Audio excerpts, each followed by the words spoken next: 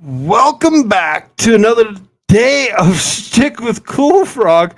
Oh my god, you gotta be kidding me right now. That's what we're doing.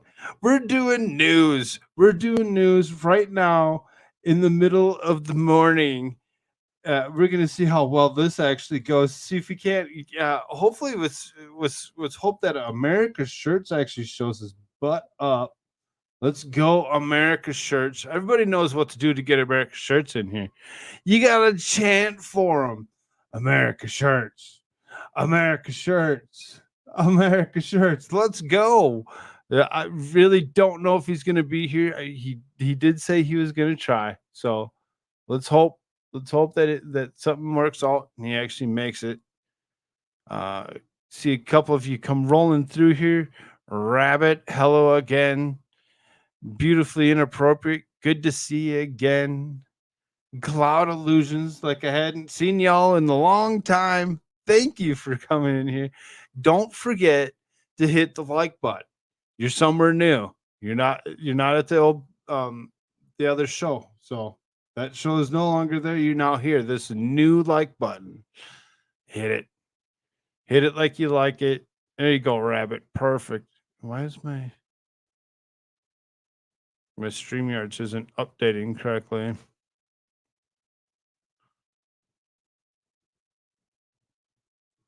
Come on. It's too much for the computer. It's just like, well, you got way too many things running right now. So I still got the version of waking up going, so some of that's kind of lagging it out. See if I can't take away some of this. All right, let's close that. Yeah, exactly. Talking trash. Shirts, shirts, shirts. For whatever reason, my StreamYard is not updating correctly. And let me see chat. Oh, there it is. There it is. There's a shirts, shirts, shirts. Let's go. Missed you, but I'm going to be practicing. Rewatch crew. Rewatch crew is a thing. Go ahead and check us out later on when you get the chance to. There's another chant for that shirts. Let's go, bud. Come on, America shirts. America shirts. Y'all, that's what everybody's here for. Everybody's here for America shirts. It's like America shirts going to be here. Divinity says it didn't yeet me over. Did he yeet anybody over like it was supposed to? Church was very funny last night, critiquing the Oscar fashion. Yeah, he's funny. He's good stuff. That's why I was kind of hoping that he was actually going to make it here this morning and actually help me out with some of this conversation on the news. So there's quite a bit. I know that we haven't done a news cycle in a few days, so some of these articles might be a little bit older than you expect them to be, only within a day or two, just because we haven't actually covered everything. Um, you might see some dates that are a little back a day or two. Um, it brought me along. No, it didn't. Not I.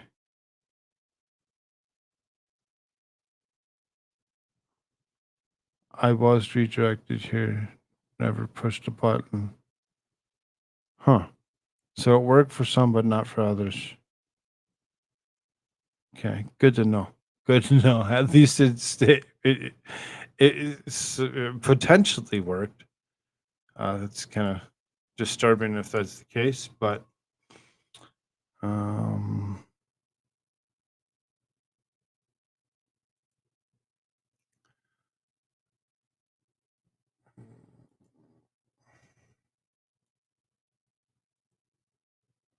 I'll do that. So there you go. North Korea conducts new weapons tests. U.S. South Korea start drills. Uh, you know, launching new potentially nuclear style of weaponry, things that could hold nuclear warheads from submarines as opposed to launching them from mainland into uh, the Sea of Japan. They're actually just going ahead. Well, let's go launch a couple from a submarine. You can see that you're breaking through the water. There's North Korea has fired two strategic cruise missiles from a submarine in a show of force just hours before the United States and South Korea began their largest joint military exercise in over 5 years. If you don't think that we're leading into World War III here soon, I really don't know what you're paying attention to. Because when it comes down to it, and you actually see stuff like this is occurring within um, that hasn't happened in over 5 years, or else and you're like, oh, okay, why hasn't it? Why is it now occurring?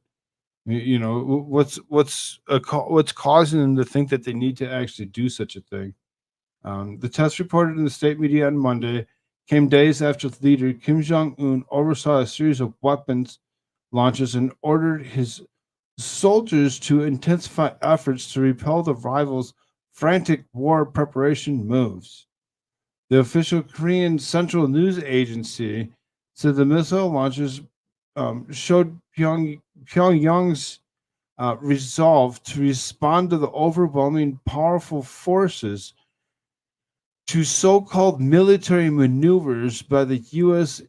Um, imperialist and South Korean puppet forces.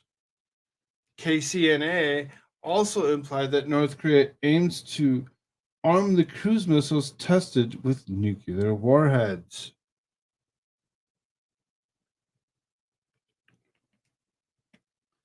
Pyongyang views military exercises between the U.S. and South Korea as rehearsals for invasion and argues that nuclear weapons and missile programs are necessary for self defense.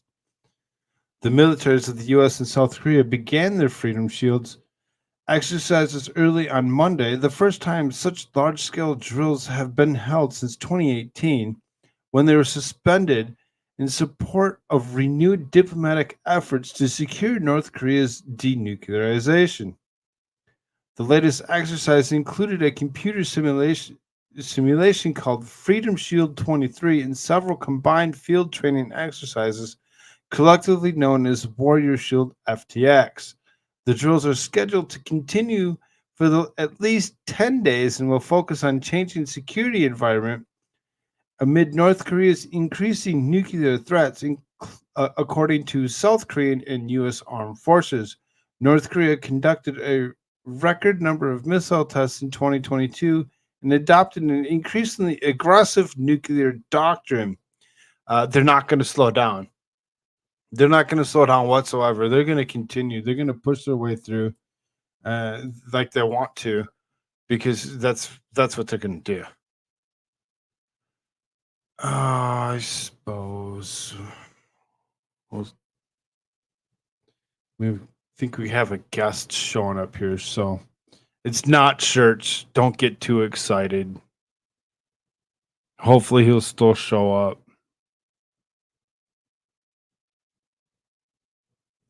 So then, um, basically, what we should be paying attention to with the U.S. South Korea versus North Korea side of things, or whatever, is if we're going to continue to show any type of force over the next 10 days, we need to really pay attention to what North Korea is actually potentially going to do themselves within those 10 days. If they're going to continue to run missile launches and point them in our direction, there's going to have to be something that they're eventually going to do to take care of that.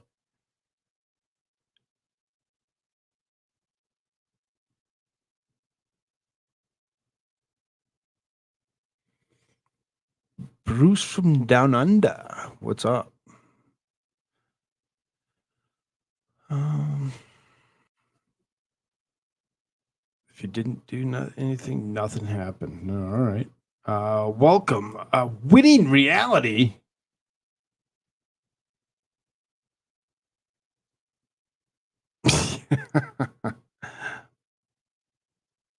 Welcome, winning reality.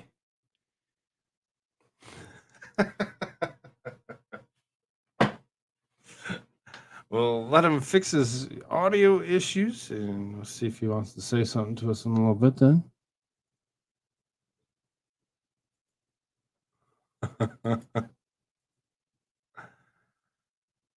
Getting tied? What?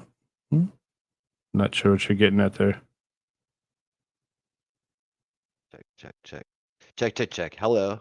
There you are. Yes. What is One of up, my brother? I had one of my Good to see background you. things turned off. Hmm. Good I morning, internet. figured. I figured. It's early here. It's early for me. What's going on? We just started just going through some news, whatever. Just kind of hit on some North Korea, South Korea, or North Korea launching missiles again, uh, for yet another week in a row. They're just going to continue. They're showing more force as opposed to launching off of mainland. They're actually launching off a submarine, and they're actually launching the big ones, the ones that it can actually have the capabilities of holding nuclear arms. So they're really uh, pushing the game. Over in Korea. So while we speaking of You such can't things, hug your nuclear arms. what's that? You said you can't hug your children with Don't no, don't hug your children with nuclear arms. No.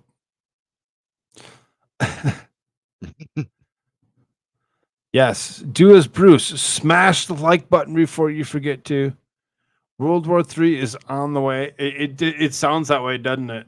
So here we go. Here's the next one. Xi Jinping vows to oppose Taiwan pro-independence influences as third term begins. Uh, Communist dictator Xi Jinping, yes, a third term begins. He did actually secure that seat. Good thing they walked his predecessor out, earlier this year, so that they could actually be sure that something like this actually did occur. Good for them.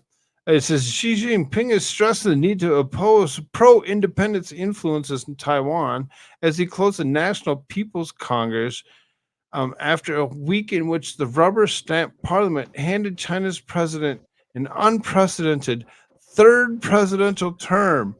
The key roles at the top of the government were reshuffled. Xi closed the session with a speech to the gathered delegates on Friday. He secured his place as China's most powerful leader in generations in a carefully choreographed ceremony in Beijing. In his speech on Monday, laying out his priorities for China, Xi described the need for national reunification. What the hell was that?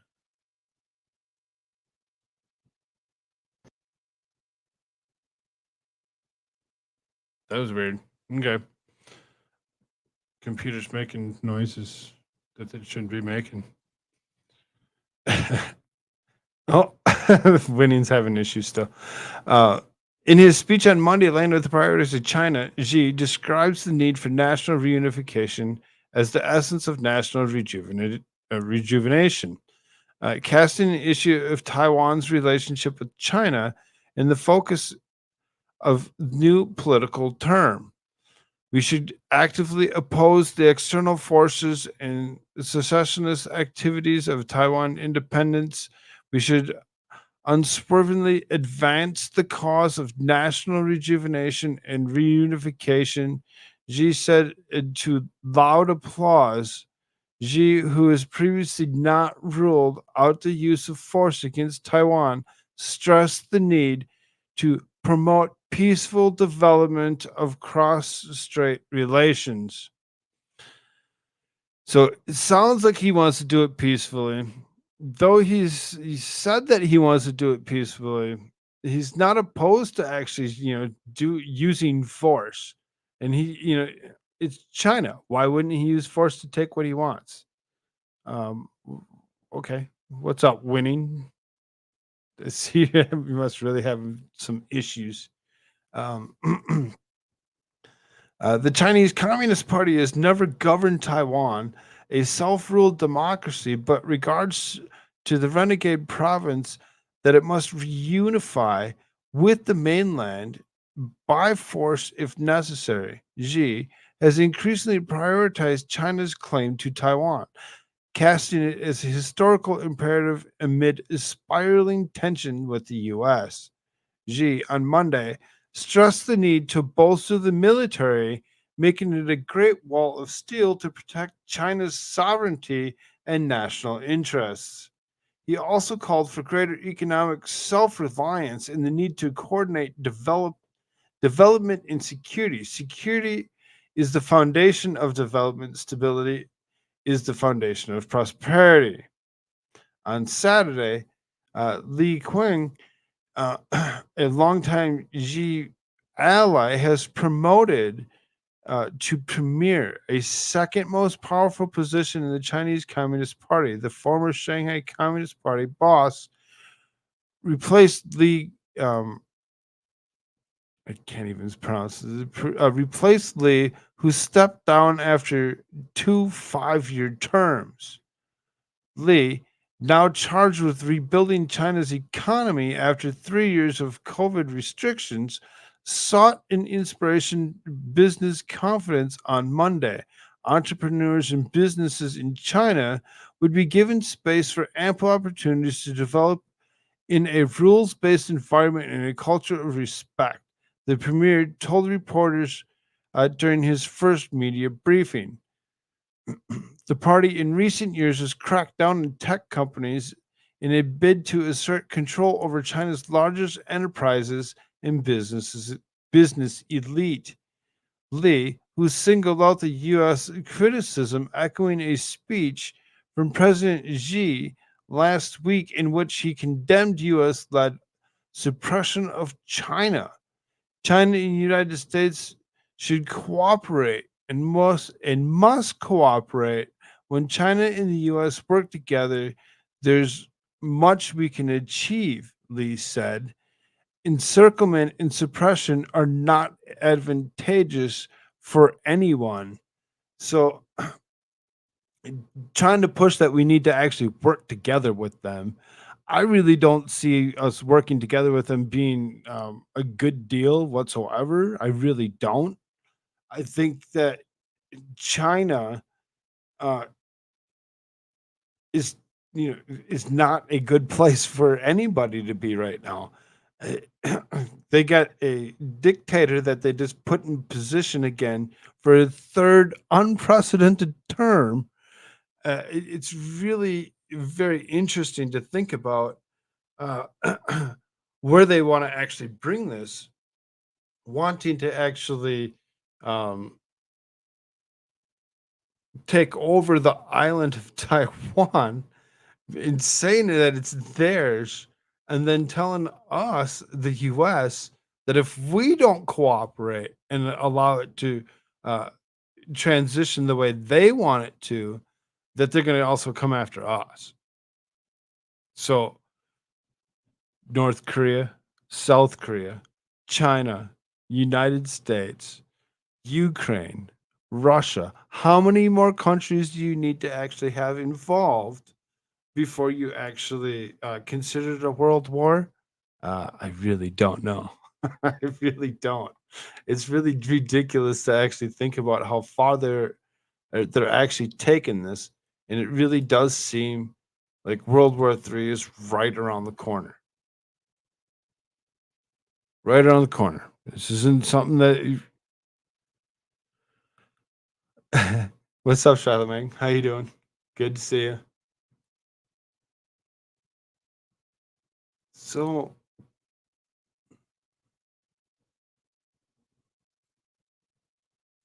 let's see here. I was kind of hoping that he was gonna show up. Come on, America shirts. I know you want to show up. I'm there's stuff that I know that there's stuff that he wants to talk about because he even brought it up. He said, "What about this? Are we going to talk about this?" And I said, "Yeah, we would talk about it for sure." So I know this is something that he was really interested in. I'm sure that he's got lots of thoughts and opinions on it. Let's see if he shows up.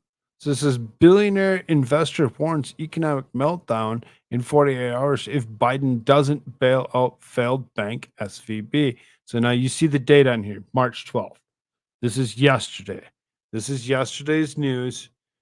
There's supposed to be this morning already. Biden is supposed to actually have done this meeting. Uh, he's actually supposed to come and hold this meeting with these people. So this is billionaire hedge fund manager Bill Ackman has predicted an economic meltdown within hours of the bank's opening on Monday morning after the collapse of the Silicon Valley Bank. Ackman is urging President Joe Biden and his administration to intervene and safeguard all of the bank's depositors, warning that failure to act could result in a ripple effect across other smaller banks in the industry. His concern is that customers may hastily withdraw cash from their accounts due to um, apprehension about instability in the banking system, which could potentially trigger a domino effect, the Daily Mail reported. Aikman is calling on the government to take action to rectify a soon to be irreversible mistake by Monday morning to avert potential catastrophe. The report said his somber forecast came after SVB Financial Group CEO Greg Becker released a video message to the bank staff acknowledging that incredibly difficult 48 hours that led to its collapse on Friday. Aikman released a lengthy statement on Twitter outlining his concern that until Biden acts, there will be a financial upheaval, the likes of which haven't been seen since the Great Depression circa 2008 and the loss of tens of thousands of jobs. Welcome back, Winning Reality.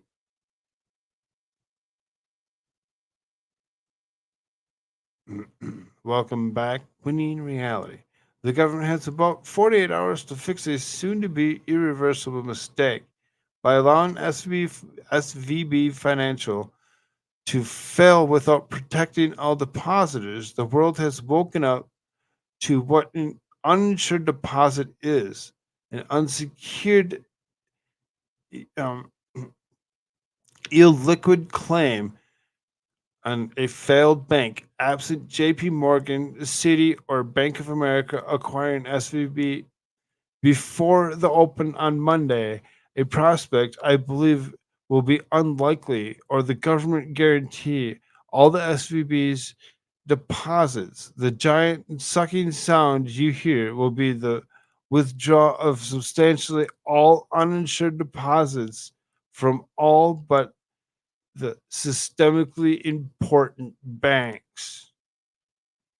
These funds will be transferred to the SIB's U.S. Treasury money market funds in short term UST.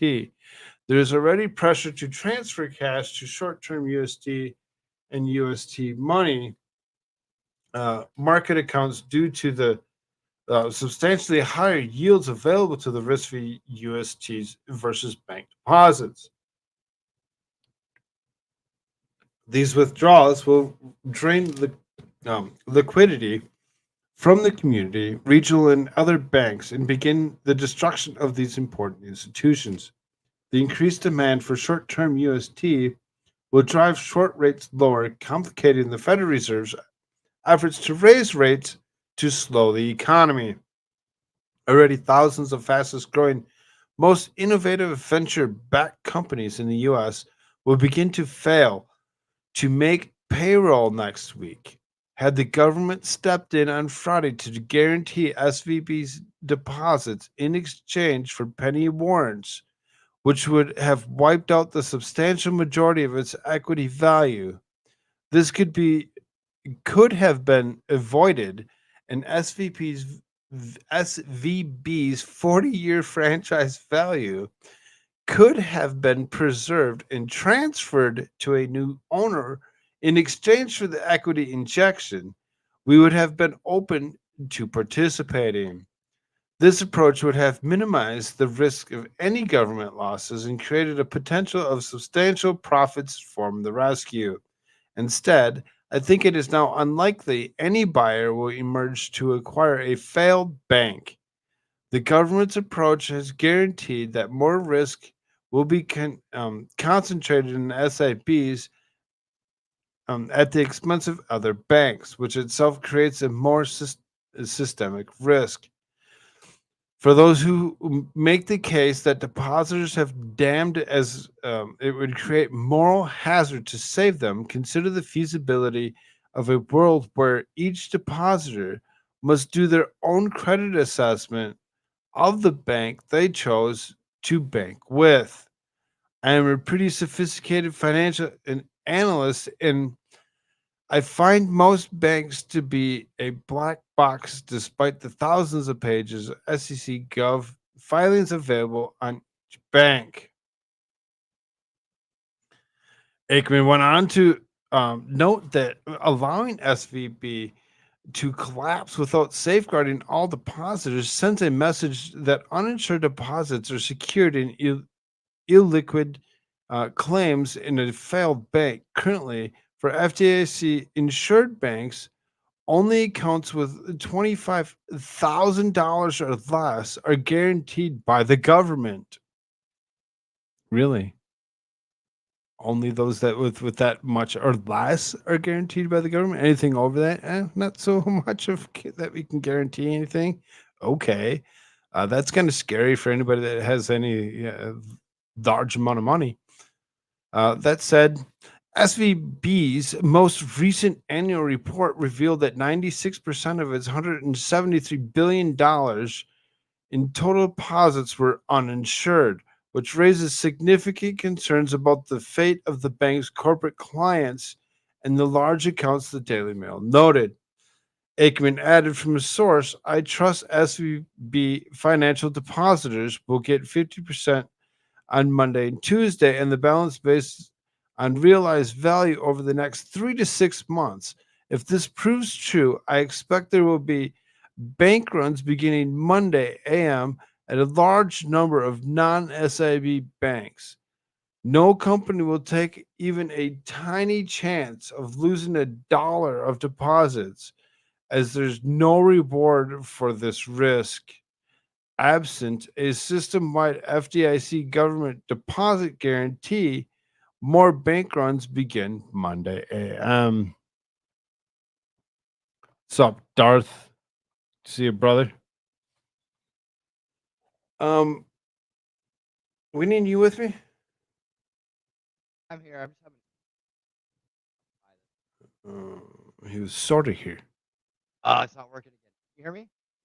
That one I heard a little bit better. A little bit. All right, I'll be back. All right. Frogman, here's Biden's comments. Listen to what he says 2 minutes in. Is this from this morning, Grim?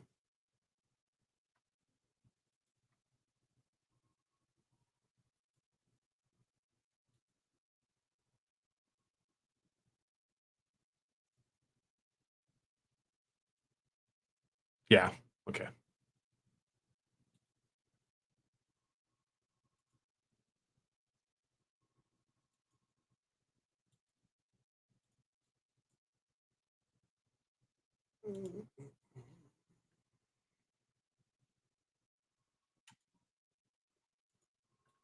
Okay. Yeah. Same one. It's fun to be sure that you had the same one that I had. So let's take this one down and we'll show you what uh, Joe Biden actually had to say about such an issue. Looks like Winnie's really having some issues himself. It's too bad.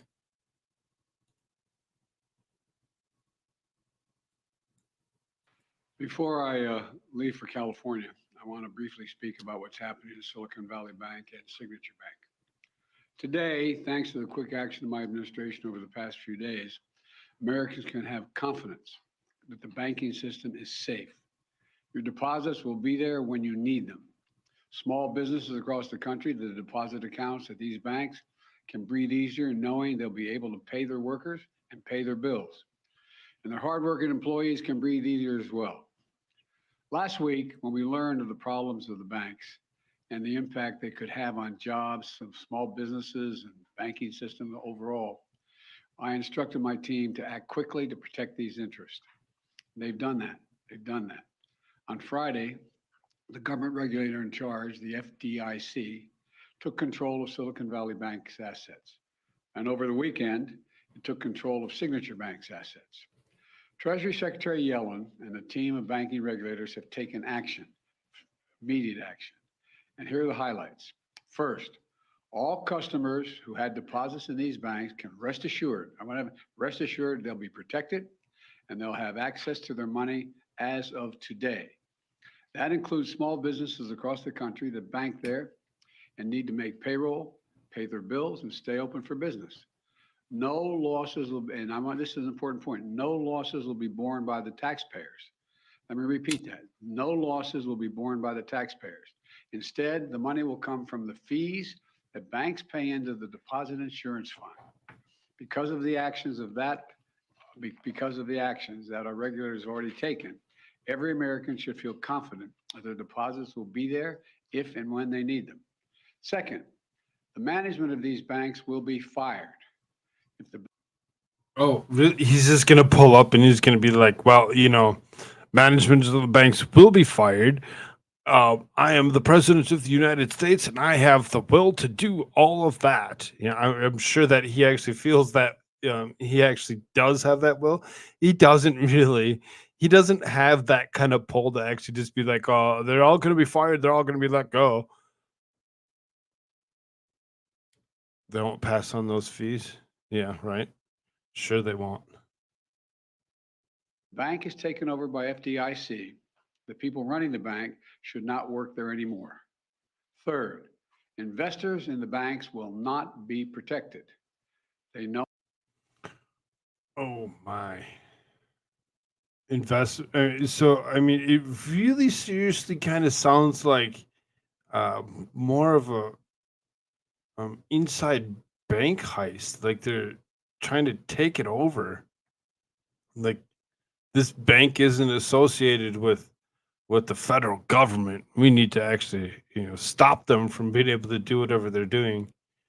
I'm really kind of confused on the whole story in itself. Really, knowingly took a risk, and when the risk didn't pay off, investors lose their money. That's how capitalism works. it's all false storm. And fourth, there are important questions of how these banks got into the circumstance in the first place. We must get the full accounting of what happened and why those responsible can be held accountable. In my administration, no one is above the law. And finally, we must reduce the risk of this happening again. During the Obama-Biden administration, we put Always going back to the Obama Biden administration. He nothing that you freaking do for your goddamn self. You're always worried about what he did, what President Obama did. Grim says when a private business fails, the government socializes the losses, and now capitalism works. Folks, point three contradicts point two. Hmm.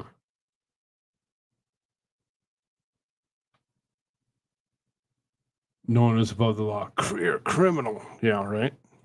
put in place tough requirements on banks like Silicon Valley Bank and Signature Bank, including the Dodd-Frank law to make sure that the crisis we saw in 2008 would not happen again.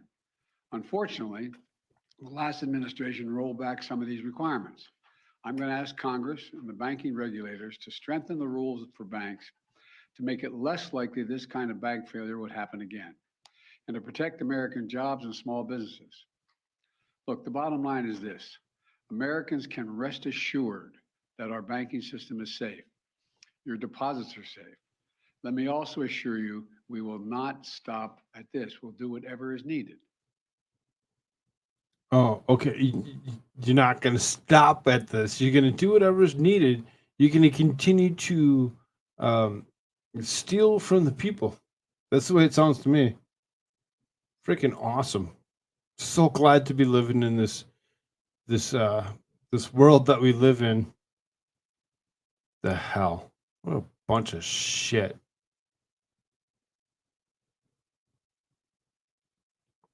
So when I was digging around trying to figure out um what to cover and how to cover this particular subject, trying to find articles to go along with it. I'm like, oh, this is kind of interesting when you actually, dig around and you find things. This is off the Gateway Pundit. What kind of information different places give?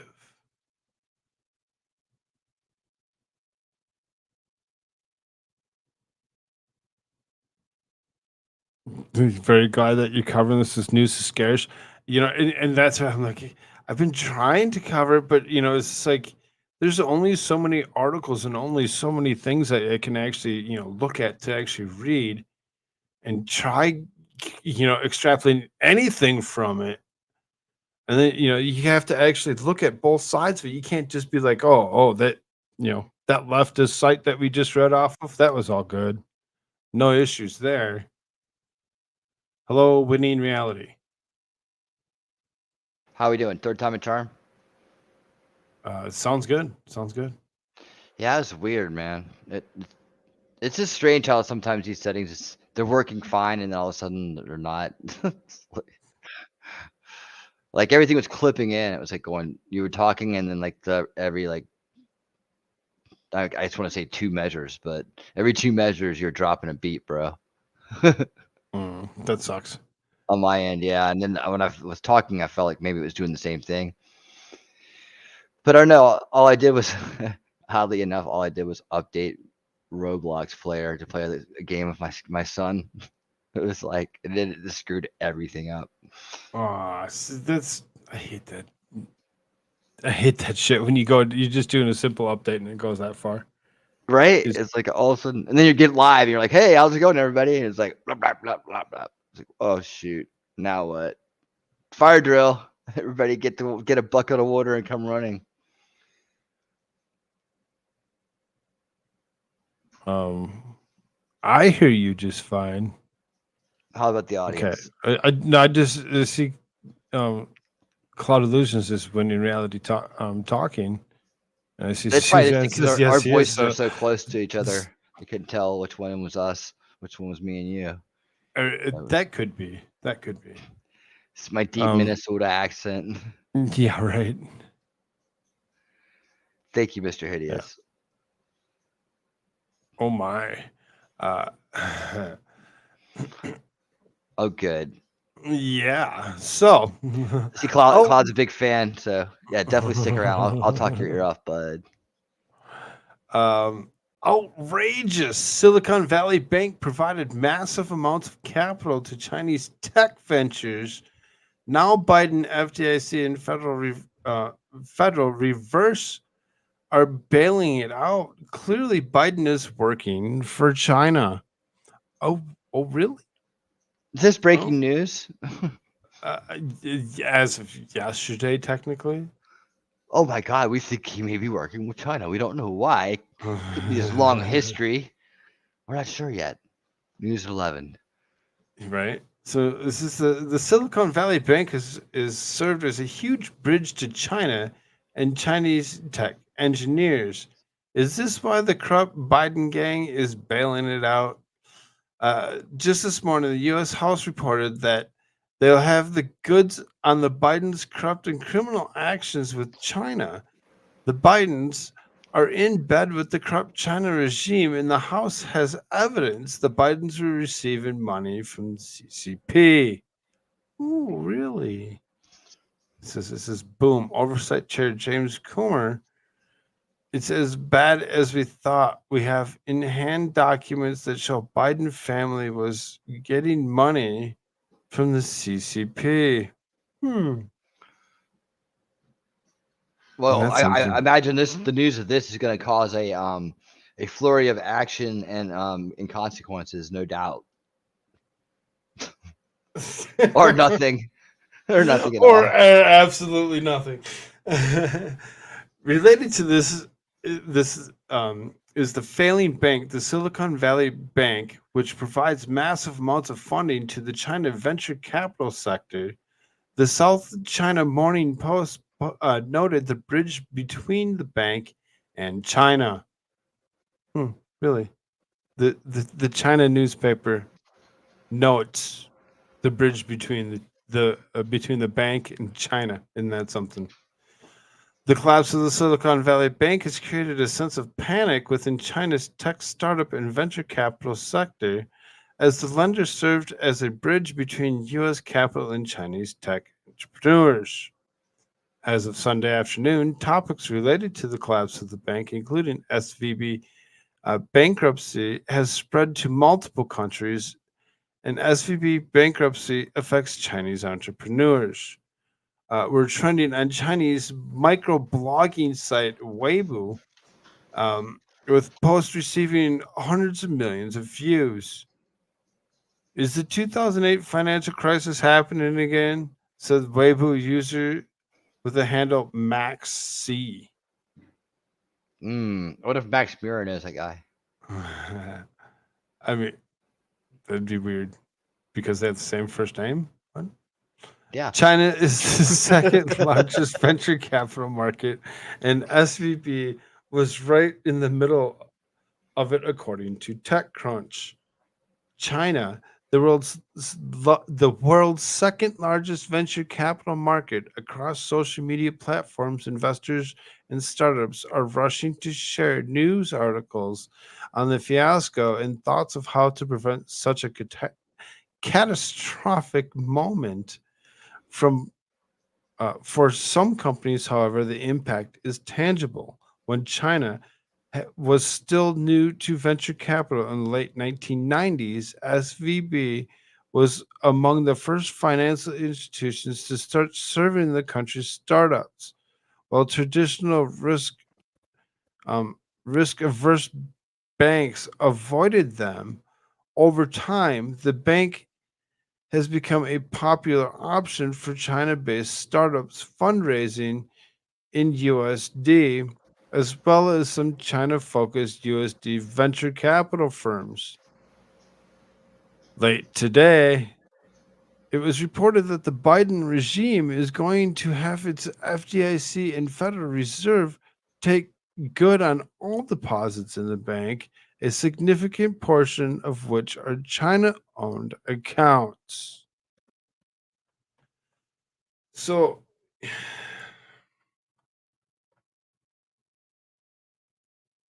are we going to do anything now? Are we just going to sit there and allow the Biden family regime, whatever you want to call them, to sit there and run roughshod across this country, taking almost anything and everything they possibly can, taking out banks, sleeping with the CCP? What a bunch of bullshit. You got to be freaking kidding me right now. This is not good. This is going to be very, very bad for almost anything to come in the future. Yeah. And I don't know how many people who actually. Well, I know a lot of people who voted for that person, but I don't know. I don't know a lot of people that voted for that policy. And unfortunately, when you side with evil, you get evil. All right. There's no lesser of two evils. There's only siding with evil and not siding with evil. Right. So, oh, hold on. My alarm was going off. It is my alarm's copyrighted, so I had to mute it. So, Yeah, I mean, that's the whole thing, right? Is that when people side with evil, they usually blank out afterwards and be like, okay, yeah, everything you say, sir. And that's what you end up getting. So, will people do anything about it? Will it be stopped? Will any of this happen? No, because it's literally already happened if we've heard about it from those people. But the question I think maybe we need to start asking is anybody going to do anything about it when we can? Like, we have to be the good people in this fight, and we have to be able to criticize our own when we need to. And I think there's some good points that have been made by critics of the previous president, in a sense that we were supposed to drain the swamp, we were supposed to lock her up, and those things didn't happen. Now, granted, they may be on lofty goals, and that's something that we all need a better education on. It's what is the president capable of if he's acting within the correct scope of his office. He's not acting as an establishment president that steps over that over those boundaries constantly with more of an authoritative, all-powerful kind of appearance, where you have Trump, where they hold him to the line and push him back. Anti-establishment presidents will struggle. We know this now. So we have to be ready for that. But what can we do when we actually get another person in there that's not with the bad guys, whether you like him or not, whether your ego can handle the fact that he is got something you don't, or you got something he doesn't, or whatever people's little hangups are about, how they feel that they look with a president like that. It couldn't be any worse than how I feel I look with a president like the one we have. I would imagine it's not quite as bad. But what are we going to do when we get a president like that in to be effective? Instead of just kind of talking about what they're already doing that we unfortunately allowed them to get in and do. So, looking forward to implementing solutions versus trying to react to a system that's locked down, rigged, I think is a better way forward. And so what do we do? How do we punish the past corruption? Well, we can get them number by number, book by book, charge by charge, which is great. It takes a long time, and you got lawyers and laws and things that were probably set up along the way to make it hard to do that. Or you kind of just get them in one big swoop and take away everything that they have and everything that they use to gain power, and then they're just useless, and you kind of watch them lay there and suffer like a fly with no wings. That's just my thoughts. What do you think, Mr. Frog? Yeah, sure. I mean, Mr. Frog agrees 100%. So this is what we're gonna do. All right. No, go ahead, please. More. What we're going to do is we're going to move on from it because there's not much more that we can really do or say. Precisely. The only thing we can do is hope that whatever they're doing isn't going to hurt us in the long run. And when I say us, I mean us as as the customers to these banks, because this isn't just a bank. This is a head of a bank to multiple other smaller banks. So as long as they're they're going to continue to take it out on us as their customers, though they say it doesn't work that way because trickle down economics don't work, and it's a lie, which is a bunch of bullshit that comes from the left. Yeah, damn absolutely. well who's going to be paying for this freaking mess up? Us. Try kicking this up a little bit. Been here for almost an hour already. Nice. Biden's classified document scandal gets worse after damning bombshell drops. Isn't that something? Number of classified documents found in the possession of President Joe Biden is still rising, with some of the documents dating back to the Biden's days as vice president, and as the senator, the documents in question date from the time when Biden was not president and therefore did not have declassification powers. In this case of the documents held by former President Trump, he himself has repeatedly stated that he had declassified the documents before he left the White House.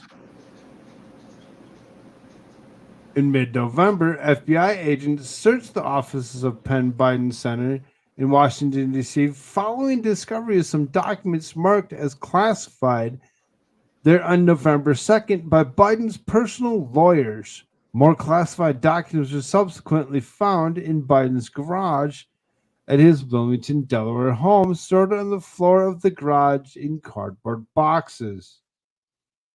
In mid January, the Department of Justice announced that officials were considering searching more locations for classified documents after finding sensitive material in the garage. CBS News reported Justice Department officials were also considering the possibility of conducting more consensual searches at locations linked to Mr. Biden and the source familiar with the investigation, the report said.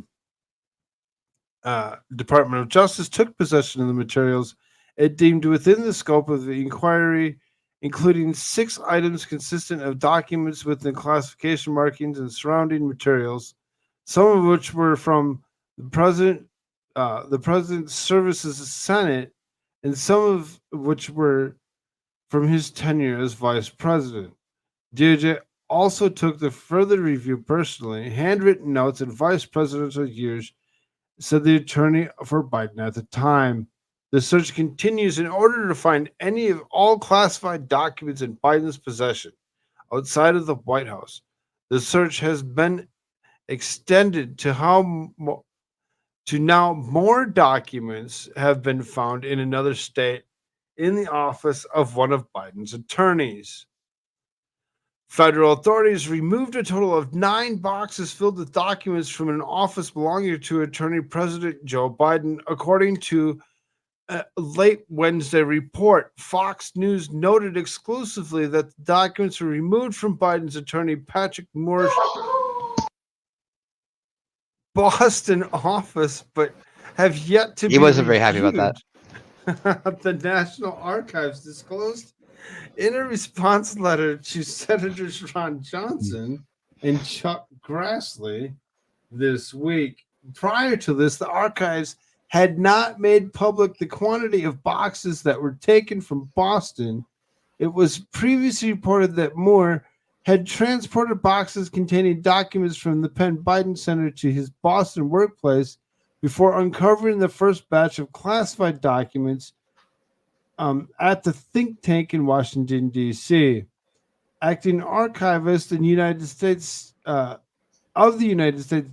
Steedle Wall, replied to queries from Johnson and Grassley in a letter dated February 24th regarding the archive's knowledge of when and how the records were taken to Boston.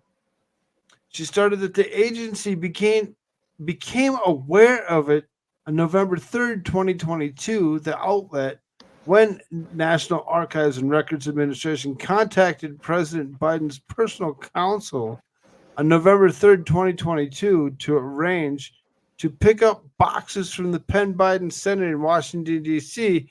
They informed NARA that Mr. Moore had moved other boxes from the Penn Biden Center to Mr. Moore's law firm in Boston, the letter said, according to the report. Furthermore, the archives informed the Department of Justice Office of Inspector General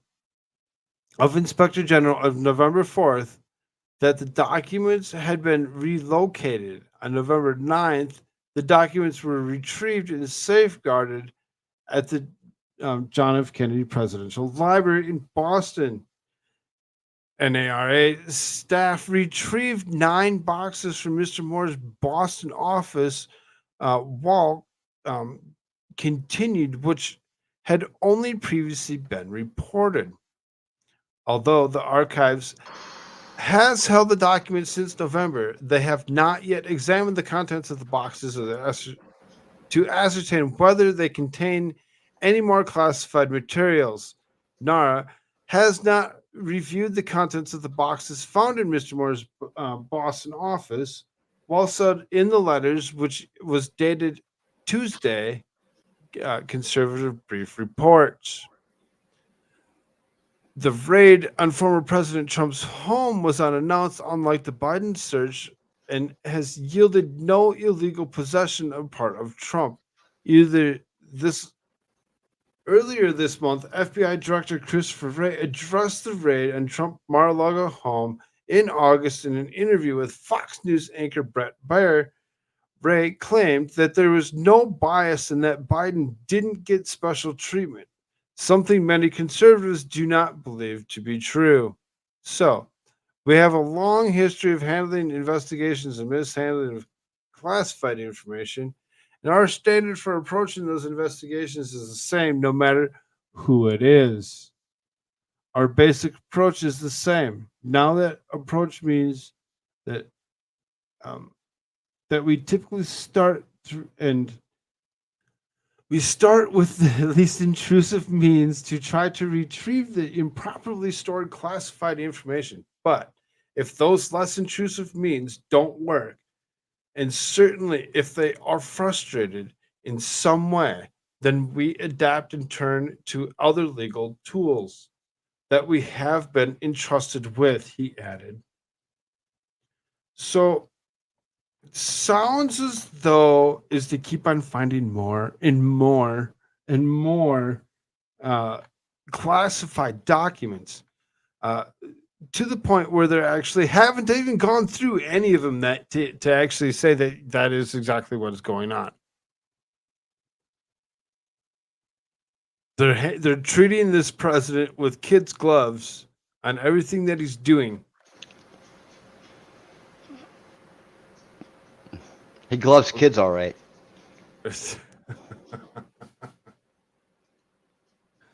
That's what you come up here with?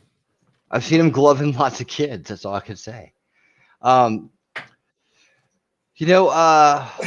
outside of this, the pure ridiculous and gaslighting of this illustrious lover of children here that's running the country.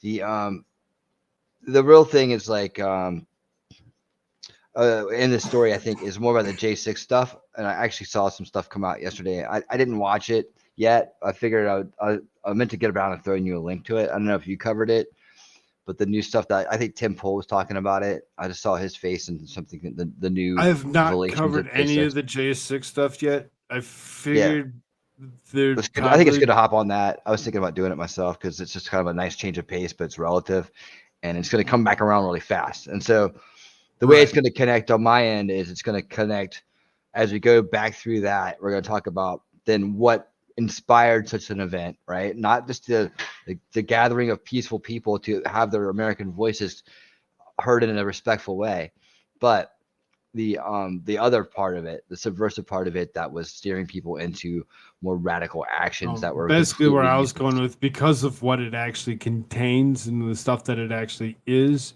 it would probably most likely be not YouTube friendly. I agree. That's why I'm tap dancing Rumble exclusive for sure. So Tan fancy like a polar bear on ice skates.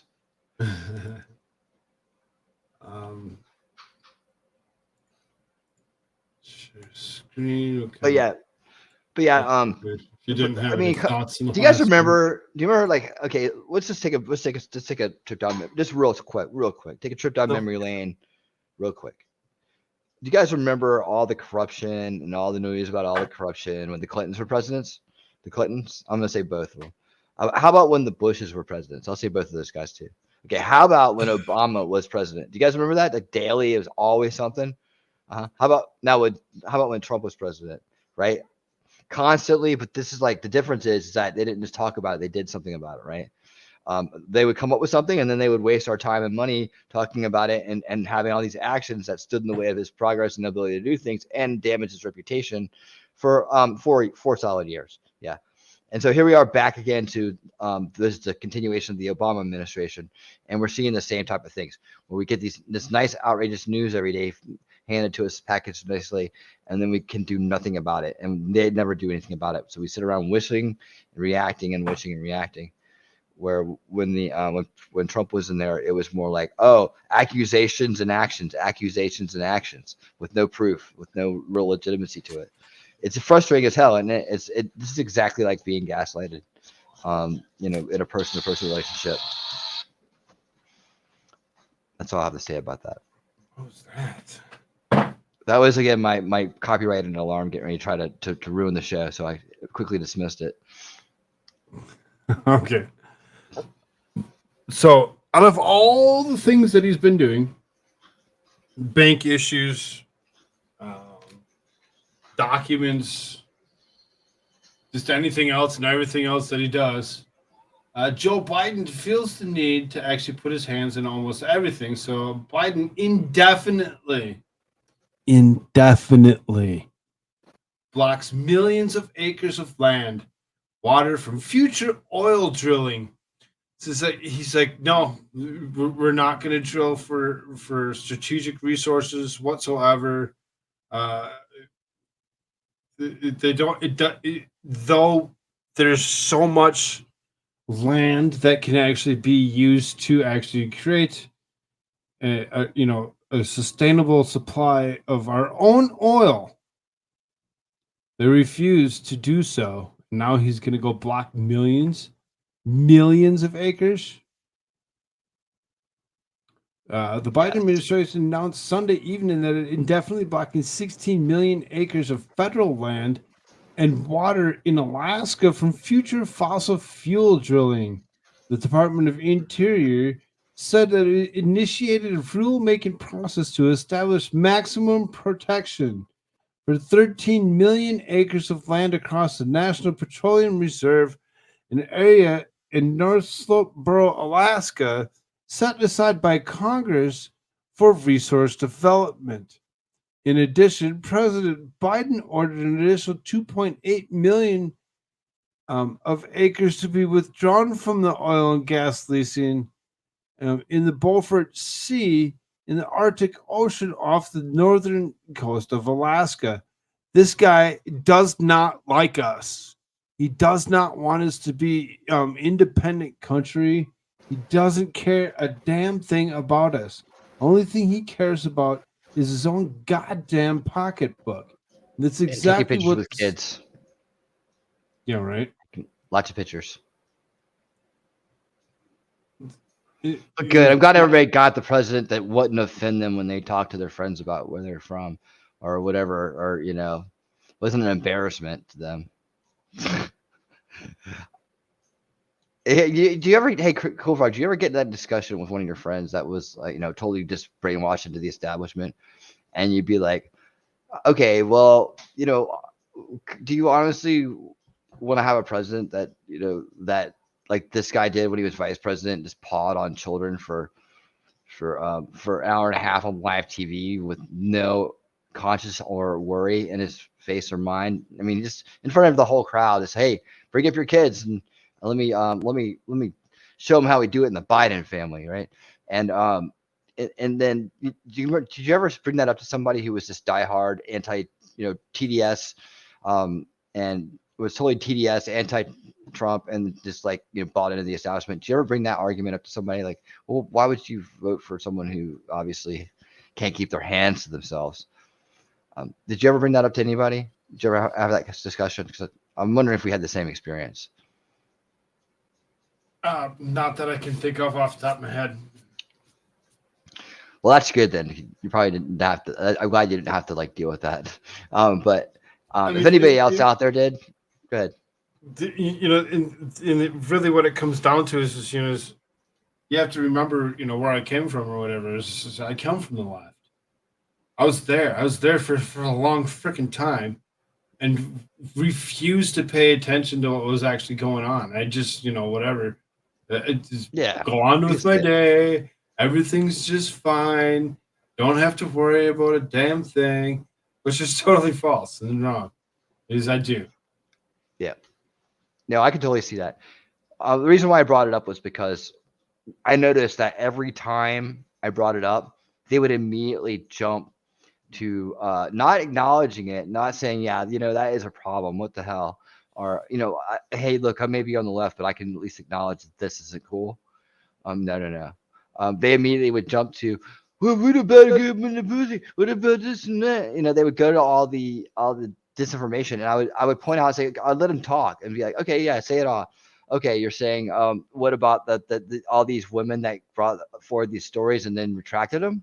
That those people? Oh, the recording with Billy Bush of the Bush family. Yeah. That one too. The one that's doctored or at least not edited in sequence. And yes, while it sounds horrible, the I guess it sounds horrible if you don't know, if you think he's being serious, but the whole thing about that was, and I said it a million times, is that he was playing his character. He was playing his role back then with Billy. And back then he was the guy going on Stern. He was the ladies' man. His whole gimmick then, his whole grift then was just being, super rich and super dating super hot chicks. So people were like, oh, they tend to forget that. They think, oh, that's how he always is. That's how he always is. This is how he always is. Look at what a scumbag he is. No, he's hanging out with the Howard Stern crowd, which is they were total degenerates as it is, but the left loves Howard Stern. So now they're not going to say anything bad about him. That creepy dude, right? With the toilet humor that isn't really that funny. It's just him basically masturbating on air. And it's like they'll forget all that stuff in order to smear Trump, right? So they bring all that stuff up instead of facing facts about Biden. It's just like a deflecting technique. And so like every time I would try to bring this up, it would go from that, and then it would go into like these Melania pictures, like or not Melania, what's his daughter's name, Ivanka, where he would say, oh yeah, oh, she's pretty hot, or like I did do her with my daughter or something like that, right? Like that means anything. But it was just like there's some smart ass New Yorker talking shit instead of somebody going, oh, he really means it. I was like, no, if you said it, you might really mean it because that's your reaction. And if you were sitting on the bed with your dog taking a picture, you might have these thoughts, or but obviously, as Shelley's pointed out many times in those pictures and so on, if you listen to it and you put the time frame around it, these are all just like his gimmicks, the people he's talking to, and him being a marketer of his own brand. And then you look at the pictures, and as Shelley pointed out, there's nothing uncomfortable or unreasonable going on there. Little girls, they love their dads, especially when they're cool, and they give them big hugs around the neck, or they sit on their laps, and they do all kinds of funny things. That doesn't mean that there's anything wrong going on there. What's wrong is when you see the damage, the results, like people, the son showing up with smoking crack on a laptop with a bunch of hookers, the daughter having issues as well, something like that. And, if we were to imagine things, the results would speak to it, right? Well, the results of Trump's kids, bunch of healthy kids doing really well. Results of Biden kids, not the same. I'll leave it at that. While you're all paying attention, make sure you hit that like button for me. If you haven't already, please subscribe. Share this out to your friends. Let them know that we're actually here. We're giving you the news right now. I know you're missing America shirts, but maybe he'll still bring himself in here. Let's go. American shirts is coming by in the shirt. day. Isn't this what time is it? Am I on the right? Am I dreaming? Isn't this like usually the morning show? No. This isn't the morning show? No, we already did that. When? Before this one? The morning show? This is the evening show? This is the afternoon show? This is Shtick with Koolfrogg at its new time. It's got a new time? Yes. Oh. Well, congratulations. Why is there a new time? Like, what's going on with that? Well, okay, let's take this down, and catch me up. Apparently, somebody hasn't been paying attention for the last couple of days. I've been very busy. So basically, what it comes down to is yes, we morning show is still 4 till about 8:30. Then we'd come over here. We do Shtick with Koolfrogg from about 8:30 till whenever we finish. Do the news like we had been doing at night, but during the day. There's so many that are asking, "Where's America's shirts?" He was around last night. We were talking for a little bit, and he sounded like he was going to try making it, but he's going to be about as often as he was at night. Okay.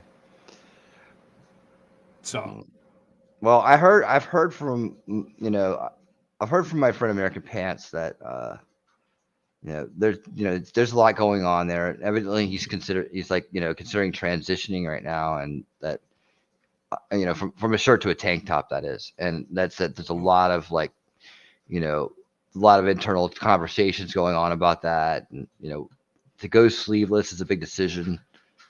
And, so he needs some time to think about that. So I totally get it. It's no issues here.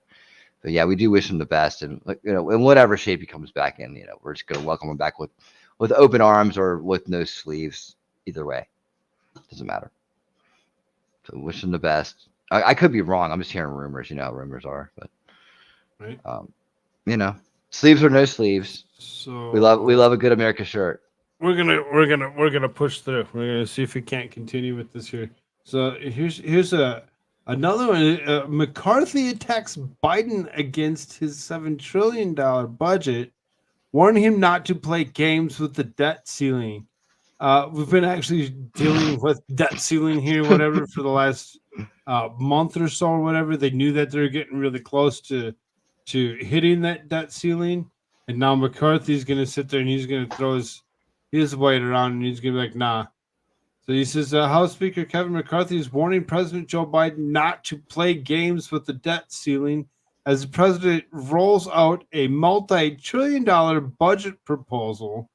McCarthy argued that Biden's $6.9 trillion budget proposal would not succeed in the House vote, saying that not even Democrats would vote for it. This budget talks more about equality in climate change than it does dealing with China, dealing with fentanyl, dealing with putting our workforce back in the workplace. That's the real challenge, McCarthy said in an interview with Fox News. To have a non-serious budget for a president not to show the leadership to sit down and solve this problem early only weakens America. Again, what's Joe Biden doing? He's fighting against America. He does not care. This is not what he's been doing this for a long time. He's been taken over and corrupted.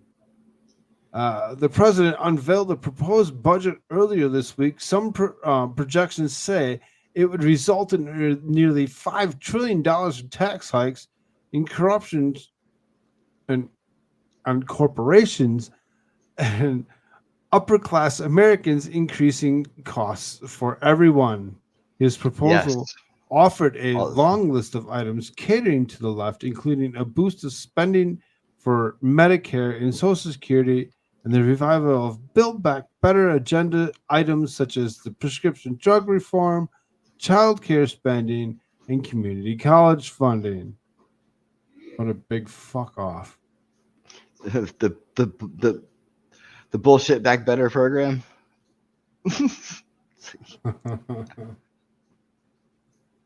The Biden White House has criticized Republicans for not bringing an alternative. However, Budget Chairman Jody Arrington has suggested that the panel will most likely not be able to meet on the 15th of April deadline to bring forth a budget resolution.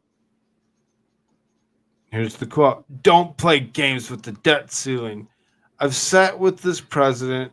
I want to negotiate with this president. This is what we've done every time before an American public wants us to. In the past, Biden has vowed not to negotiate with the House Speaker, demanding a clean debt ceiling bill. However, he was met with McCarthy to discuss the debt ceiling." So, it's the glass ceiling, the way, and we break through it every year. So I don't know. Don't mess with that debt ceiling. We'll just throw on the retractable roof and raise it for you, sir. Thank you. You know what I'm saying? Doesn't it seem this is like becoming as annual as the Super Bowl? Right. It's that time of year, folks. Remember, it's debt ceiling crazy. Here we go. This is going to continue to get worse. Because he's going to do whatever he can to actually push this through. So here you go. John Kennedy has fired shots at Biden over a massive budget proposal, saying it took his breath away and belongs in the shredder. so it doesn't cost hardworking American taxpayers more money. His numbers are extraordinary, Kennedy said. We're going to run out of digits. It's $6.9 trillion budget, 4.7 trillion in new taxes that will affect everyone over 10 years. Good times, folks. Good times indeed. Yeah. $18 trillion in new debt. Here's a To typical response. defense. Here's a typical response I believe I would hear. Who cares? I'm going to be retired by then anyways. I can hear one of my mouthy friends who just votes out of his ass saying that right now. This is the same guy who thought he could identify pedophiles, but then when I sent him a video of one speaking in a school meeting, he's like, "Oh, that guy makes total sense. I love what he's saying." What was that guy's name? Whatever, doesn't matter. That's disgusting. Yeah, but that's just your typical happy-go-lucky. I'm brain dead. Just want to go and party and do what I got to do all during the week and then go party on the weekends, guy. You know, oh, I got it all under control because everything's always gone right for me. If I was to think that anywhere along the way that wasn't the case, then my entire worldview would be ruined. Therefore, I must just keep staying in the state of denial and think that you're the crazy one. Yes. Good times indeed. To continue, this is according to the Committee of Responsible Federal Budget Analysts. Normal debt would double, growing from 24.6 trillion to 43.6 trillion over the next decade. Kennedy, who continued to doubt anything Biden promised his hefty proposal would do. The president says that his budget will solve our financial problems in Medicare and Social Security. That's not true. Anything seems possible when you don't know what you're talking about. The Wall Street Journal reported that the president's budget will add $11 trillion on a financial shortfall to Social Security and Medicare. That was Kennedy. He also called the president out for making Americans pay for students' college debt, saying, "We already had the plan to repay student debt. It's called a job." Good job. Get a job. $6.9 trillion. Astronomical. Ridiculous. And you can see exactly what they're saying right here. 4.7 trillion in new taxes that will affect everyone over the next 10 years. Not just a couple people, not just a random person here or there. Everyone. This means Koolfrogg gets to actually sleep at night. Yeah, I get to actually sleep at night as long as everybody doesn't sit in my Discord and keep me awake. It's okay. Hey, by the way, I have a Discord too, and I have several rooms for such things. So if you ever need us to get out of your house, like I know people are just used to meeting there, but you know, if you ever need us to get out of your house, you need to be quiet so you can get some sleep. We could always go over to you can always go over to my room. They got the reality room. We got a different viewing room for if you ever want to get together and watch Me Forever, that AI show, which is just hilarious if you watch it long enough. And then of course I have other private meeting rooms and such, but yeah, the reality room is always open too. So feel free to jump in there. My parents are out of town for at least the next blah 10 years. blah blah. You all know we're the best place to go.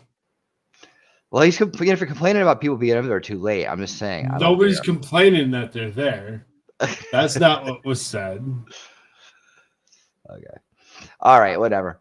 But speaking of artistic expressions, I sent you a picture in your DMs. I did see that. Yeah, I seen that yesterday. We'll show that here in a little while.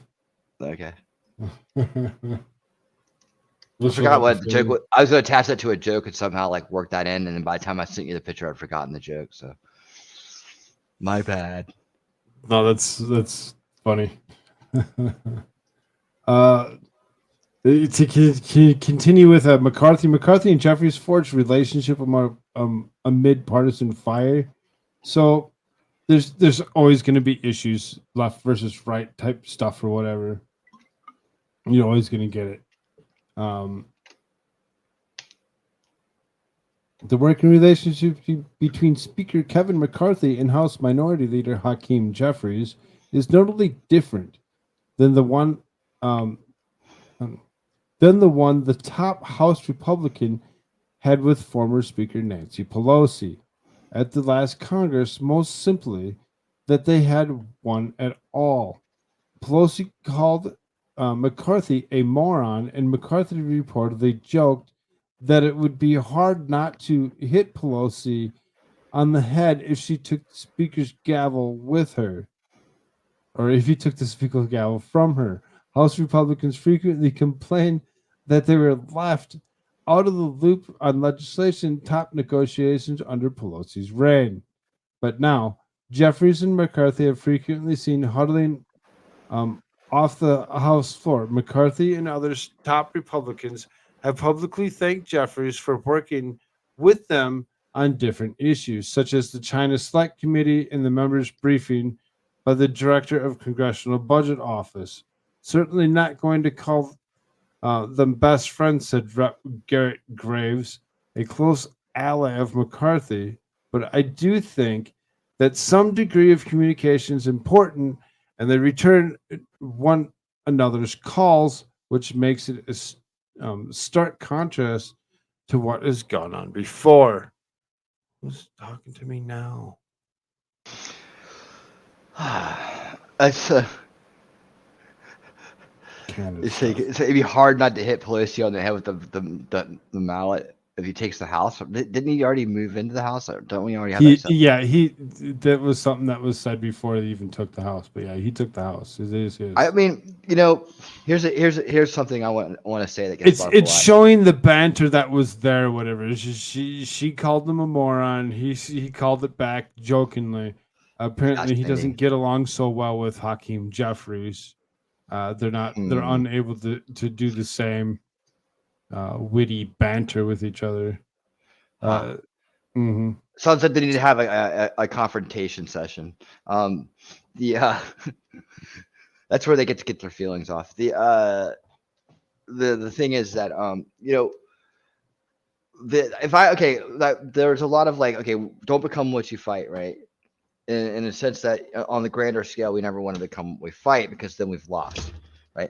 But on the battlefield, and like you said, I heard you say this morning before I said hello to you, that you said, well, if we're not heading towards WW3, you're not paying attention. You know where I stand on that. If it's that obvious we're heading towards a physical confrontation, then we've already been at war for many years before that, because it's usually the last step. So, in times of I always say, in times of war, in my opinion, it's just a time of war, and it has been probably our whole lives, in my opinion. But it's just we're used to the word. That's why I go back to the mind technique, when you say the word and you see the image that comes up with it. That's what defines it in your mind, when actually the word is very much more dynamic than that. That aside, in terms of the fight itself, I think that excuse me, there's a lot of pollen here, man. It's in terms of that, the government, the people that are elected and put in office that are fighting for one side or the other, or hopefully the right paradigm and not just the fake paradigm. I think that the rules don't apply to them in that sense. Like I think that there has to be a little bit of them fighting the same fight and fire with fire, right? They don't let us on committees, we don't let them on committees. All right, that fair is fair. It's a fight. It's a fair fight. Right? They do underhanded shit and keep us out of areas and do things like that. We do it back, because it's the system's already corrupt. We're fighting in their rigged game. So there's only two ways to really win it. It's either unrig the game or don't play the game, right? It says we don't have a choice to not play the game. We have to unrig it. So unrig it a lot of times means making them play by their own rules and whine and cry about it, so they expose themselves for making those rules in the first place. So just to be, I know that when DeSantis did something in Florida with Disney World, there's a lot of pushback from people who think that they're very libertarian and they're higher and moral and virtual than above everybody else. Evidently, oh, I would never do that. I would never put pressure on a grooming organization because that's using the government forces. It's like shut the up. Shut up. Like you don't get it, and you don't get it because they by doing what they did, they already drew first blood. So it's not that. It's just saying, hey, you don't deserve these privileges, Mr. Corporation. You don't deserve to be better than everybody else and be your own state or be your own city and use your own government. We're not going to give you the privilege anymore because you hurt children. I get using government forces to do these things. Well, aren't they? See what I'm saying? Sometimes you gotta fight. Don't fire stop. with fire. Keep going. I'll be right back. Okay. Okay. And then have I ever told you guys about the French Indian War? No, I'm just kidding. But you sometimes you have to fight fire with fire, and that's why we elect people and put them in those positions to do that. I do believe that that's part of it. And so when DeSantis does something clever like that, I think it's a good call. I don't think that he's using government force for makers to do bad things. I don't think that. No. What he's doing is using the power of his position to do a good thing and stick it to a bad actor, someone who wants to alter and confuse the identity of a young mind that's not ready for such an attack, right? And they want to do it with mouse ears on and cutesy little things, to the applaud of mothers and fathers everywhere who do nothing but watch the mainstream media and wait for the next drink or pill to go down their throat. I know these people. It's sad. They're not bad people. They're just leftover party people from the younger years. They've just done well in life and they don't have any worries. So they've never had to take a hard look at things. Everything's worked out for a lot of these people. That's cool. They knew how to play the game early. Good for them. But when it comes to the impact of their decisions as a whole and how that affects your children and your future and your family's future, your namesake's future, that's a whole different story, isn't it? That's when the game changes a little bit, doesn't it? I'm not actually looking at the chat, but I will look at the chat now. Yeah, so that's what I'm saying. I think there's, and you don't really play by the same rules in the time of war. And in a time of war, the rules change, right? Now they can get really bad, and we can sit around and wait until it's so bad that the bullets are flying and there's no food, and that we're all struggling and we're all going, what has happened, right? Because we're waiting around for guns to come out and bullets to fly and bombs to drop, right? And then we're like, oh, now we're at war. No, we've been at war. It's happened. It happened a long time ago. That's part of what we're talking about every day on these channels that are part of the Everstream conglomerate network of champions. It's just, it comes up easily every day at some point in some way, shape, or form. But is that we're not the people that are going to sit around and wait. We're the people thinking solutions and how to put them into actions and where our parts stand and all this to do so. Yes, we're going to have to come together and elect some people to go in for the real dirty fight, the political fight that's going on that runs the system and the structure of our country. However, we're in the fight every day, whether it be on the ground against, cancel trolls and DMCA abusers with weird faces, or whether it be, just a day in and day out discussion on reality and on the current events. It doesn't matter. It's the mindset that matters. So with the mindset, aware, researched, considered, and deciding is where we want to be. Mr. Frog, are you back? I thought I heard you sniffle and cough a little bit. There you go. I believe I filled the time and made everybody. I believe y'all learned something here today. And you didn't read anything, or you just kind of. No, I didn't read. I wouldn't read without you. I didn't want you to miss anything. No, I kind of skipped through this or whatever to get to some of the bigger points on there, whatever. So it says we're building a really strong relationship and the respect of one another. McCarthy said this week, adding the 1,000% better than the association with Pelosi, which we just found out that it's really not, because now Jeffries is coming through and he's like, of course, has made it a regular point to criticize the House GOP, saying last month that it was a do-nothing, dangerous, dysfunctional, extreme MAGA Republican majority, but pressed on that he would categorize McCarthy as an extreme MAGA Republican. Jeffries deflected, only saying that extreme MAGA Republicans are in control right now of the United States House of Representatives, which ridiculous claim in itself, because if you look at who's actually there, it's McCarthy. McCarthy's not MAGA Republican. It's a freaking rhino. Lie to Yeah, but me. how do the rhinos always get that seat, man? I'm like, what is that going to? We have to change that like now. It's like, Right? didn't it feel like that? Like when what's his name got it? What the freaking toolbox that was there when Trump was in that? I will give him a chance. He's a nice guy, right? He's a nice guy. You give him a chance. That guy, Paul Ryan. Yeah. Right. Oh, I've talked to him. He's gonna be okay. It's like, okay, Trump, you're a little too nice sometimes. I gave him a box of candy. He said he'd be a good boy. Okay, you're really quite a good boy. But yeah, and then we have this is just Paul Ryan part 2, isn't it? It's like why can't we get someone like Rand Paul to take that position, or some other dude we know, at least is like more on one side than the other. In fact, I would say that if Rand Paul's ever pulled in the spot, he's not going to disappoint his father, man. I don't think he will. But just him aside, how about somebody else? I mean, How about obviously, Mike McCarthy should be there after voting 15 times. He should definitely have that spot. Yeah, we just keep voting until we get the guy we want.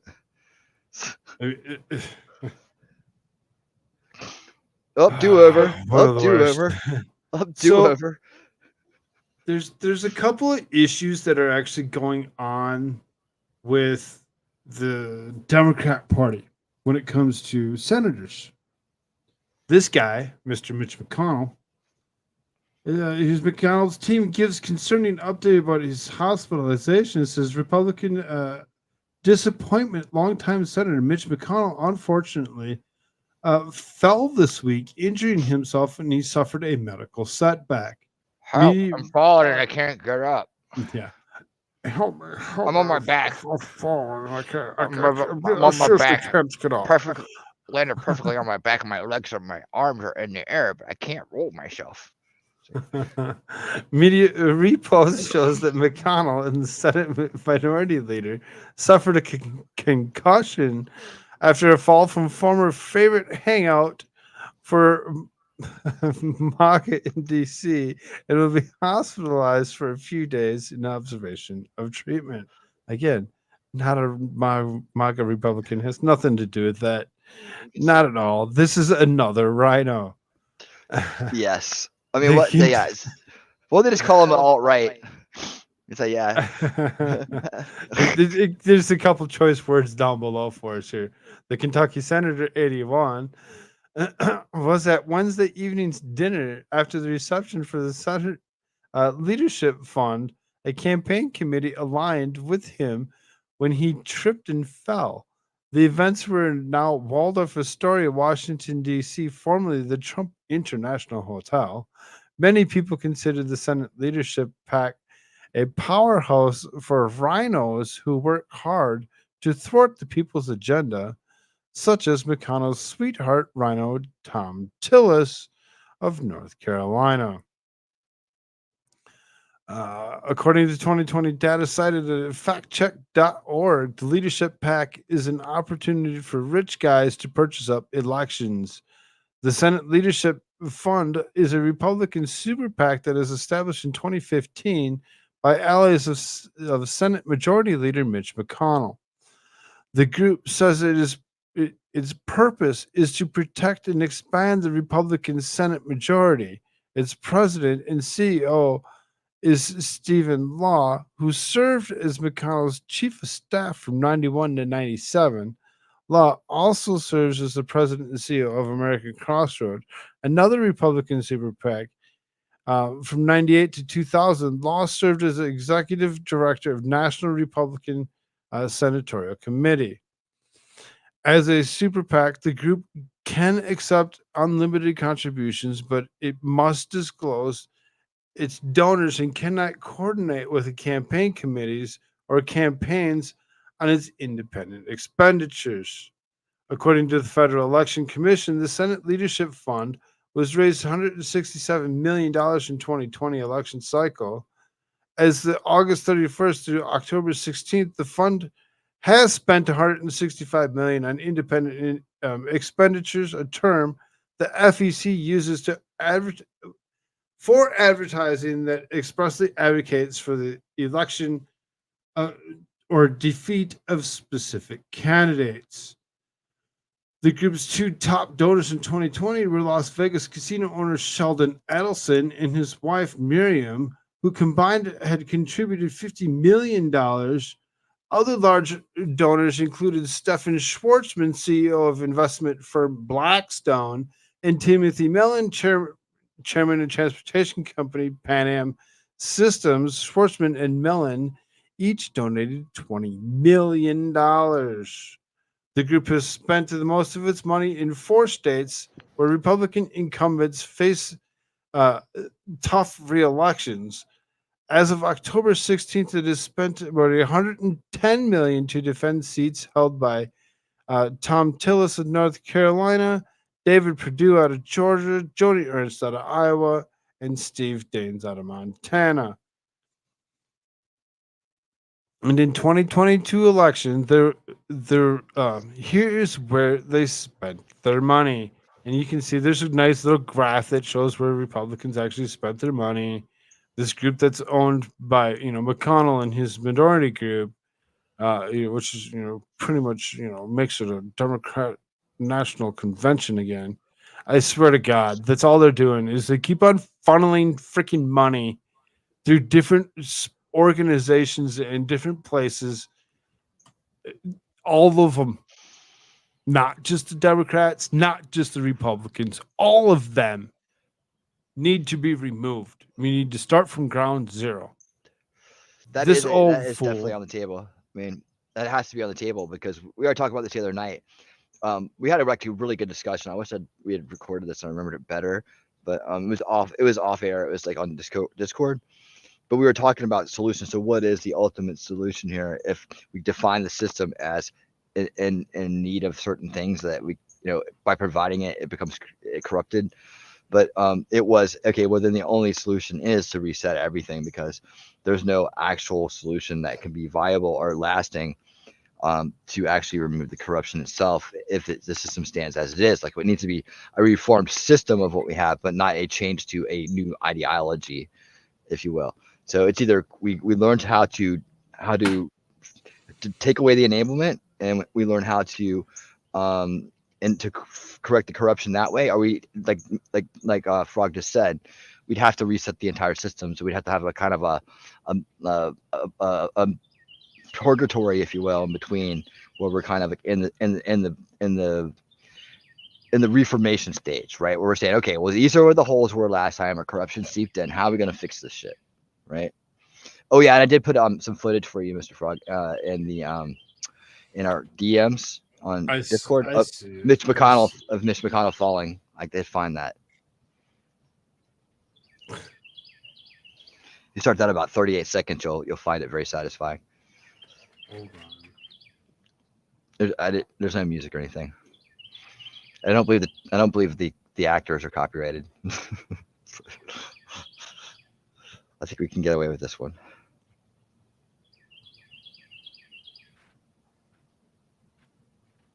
We'll see.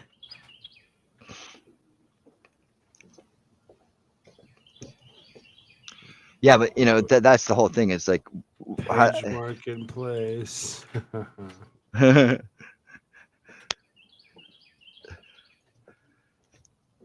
Oh yeah, there he is. See, he's just leaving. He's very happy. Oh, Mr. McConnell. Oh, are you okay, sir? Oh. Yeah. Let's hope he's all right. Let's hope everything's fine. He's laughing. That's disturbing. He likes the rough stuff. Talking about animal abuse.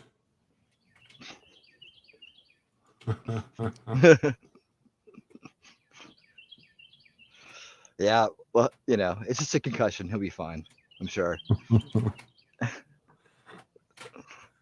Then you got this guy. Republicans demand Fetterman release video to show he's alive and well. They're concerned. They're concerned that he's even still around. As they should be, because there was a set date. There's a set date of like August 11th, I think, that said that if this guy's not back up and actually moving, that the governor would have to actually, select somebody new to actually sit in that position. If it was after the 11th, if it was before the 11th, then it goes into a special runoff election where the people actually get to vote. They want to hold it off as long as they possibly can. But you can see Republicans are demanding that he actually show that he is alive and well. And he's not actually, not with us any longer or any other reason. Because if am I not showing the screen? Fuck me. Yes, Cloud Illusions, you're right. I have a dig. Thank you.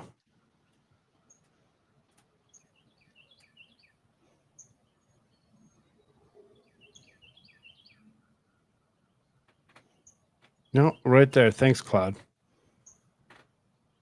Could have told me. Like, he's just talking. He's not sharing the screen.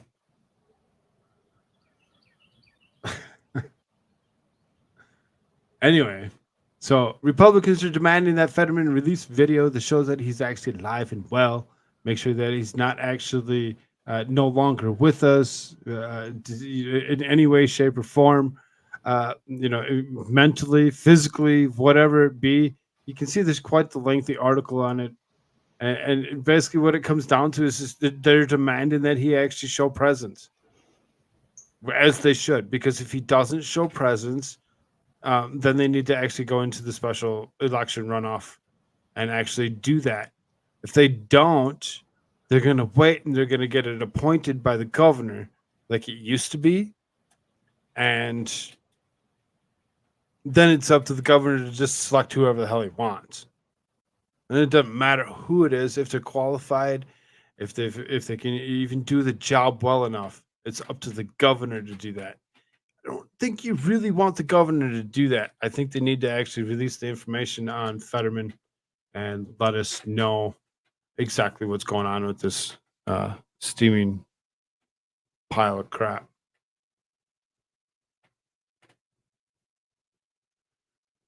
Right? That's right. This whole thing is a joke. The whole thing is it seems that way, doesn't it? Like almost anything and everything that we talk about is just a joke.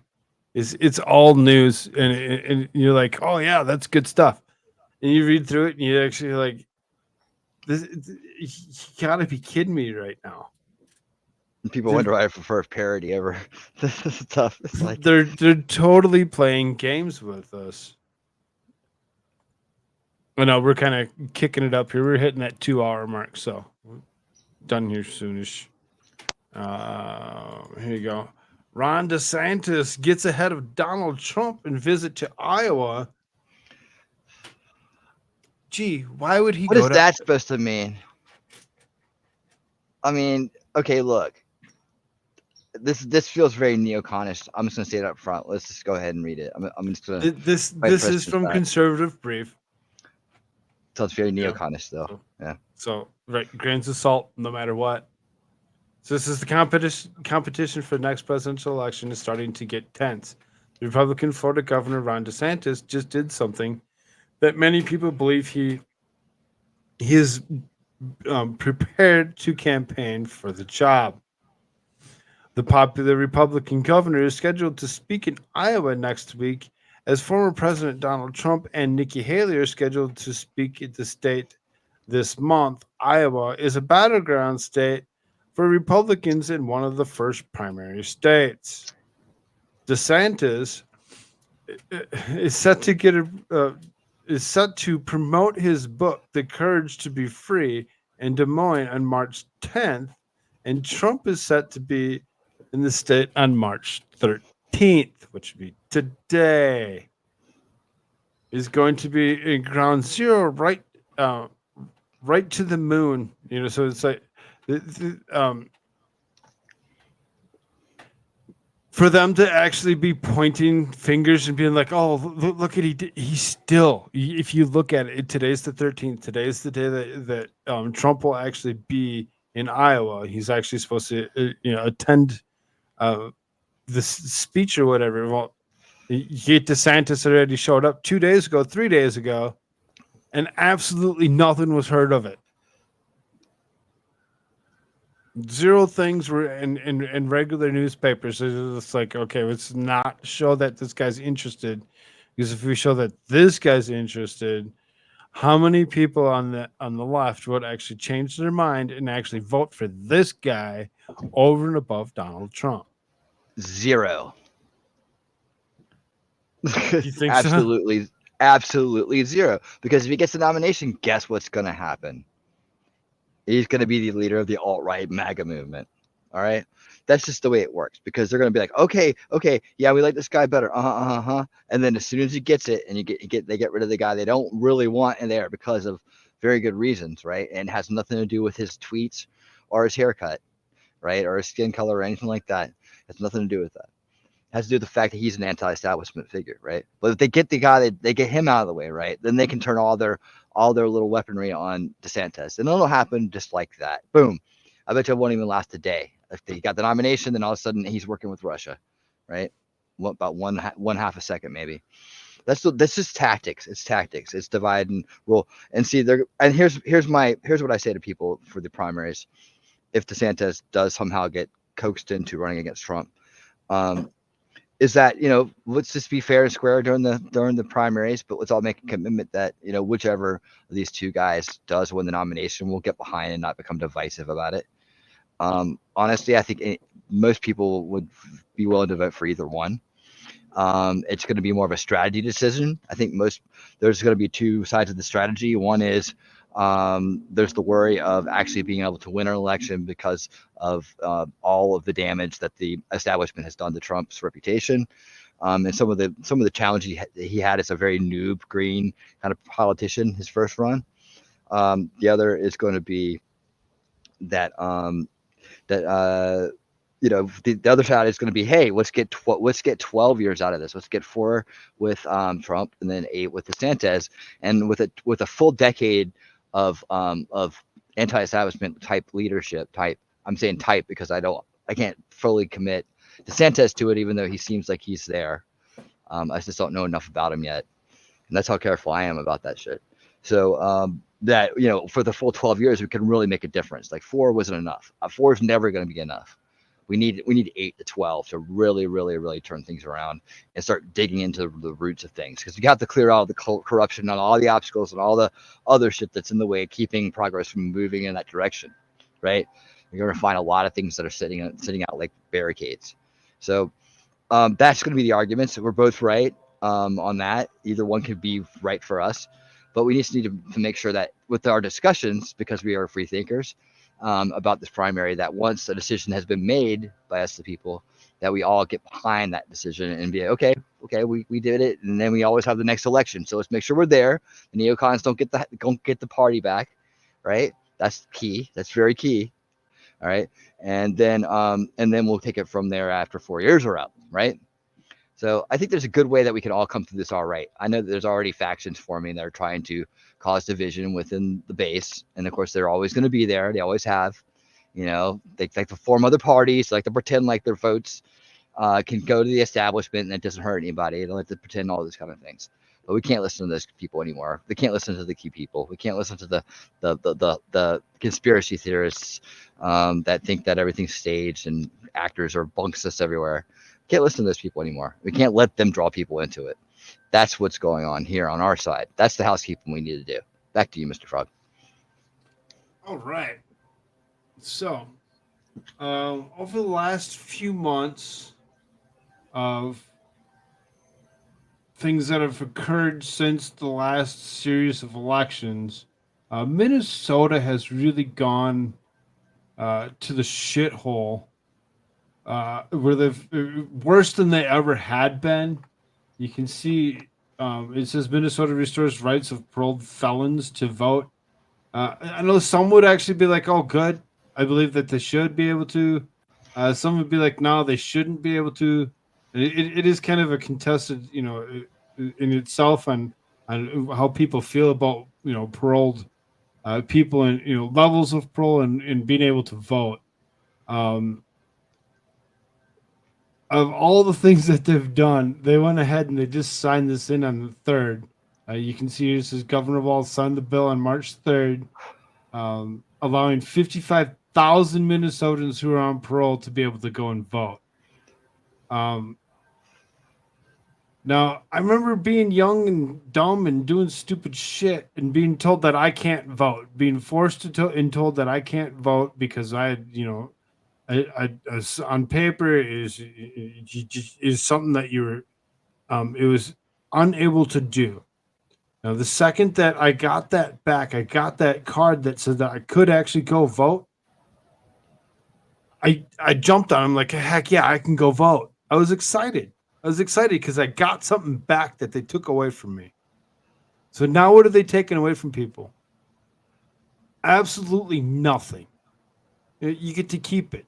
Don't worry about it. You get to vote. And they're all going to continue to vote communistic left like Minnesota always has. This is dumb. It's dumb as fuck to sit there and say, oh, it's okay. You can see 72-58 passed, 35-30 through the House, saying, yep, it's fine. Go ahead. Go ahead, pass the bill saying it's all right for convicted felons in Minnesota to go ahead and vote.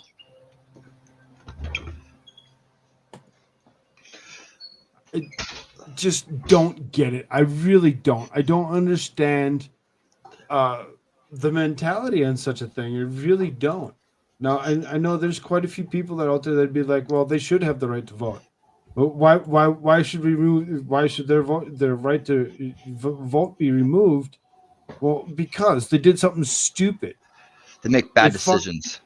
They fucked around. They found out. Right. They made stupid decisions that they need to pay for. And that's one of the things that they use to make you pay for it. They take away your rights to do things. Voting is a privilege, by the way, not a right. I don't like the Bernie Sanders take on things.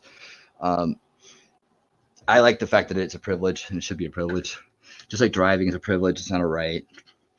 Right, but to drive, you have to actually go and take a test and actually get a driver's license or identification card to do so. It's just the same. Yeah. Well, in voting, you have to sign up for the draft, right? At least that's the way it used to be. That was the original intent of it. Was that you earned your right to vote by committing yourself to service to the country. The citizenship, was different than just occupation.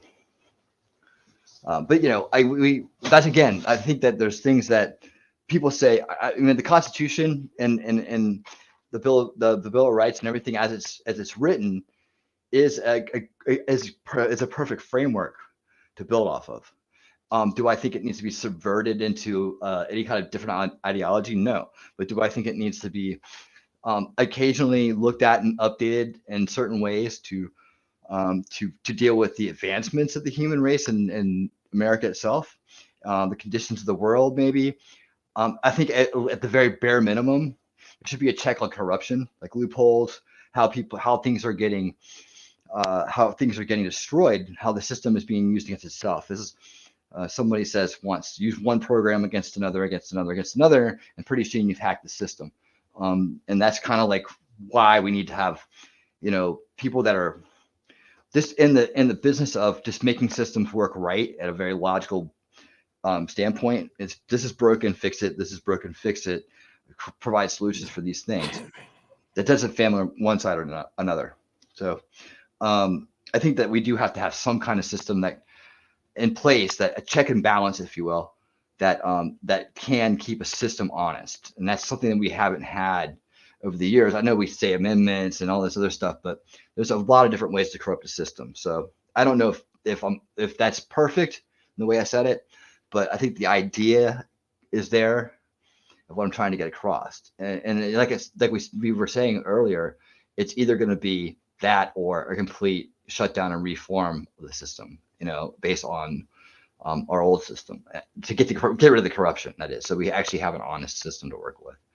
Hopefully that's that'll come about some way, because the alternative to that is saying the system's broken, now here's the other system the establishment wants you to have.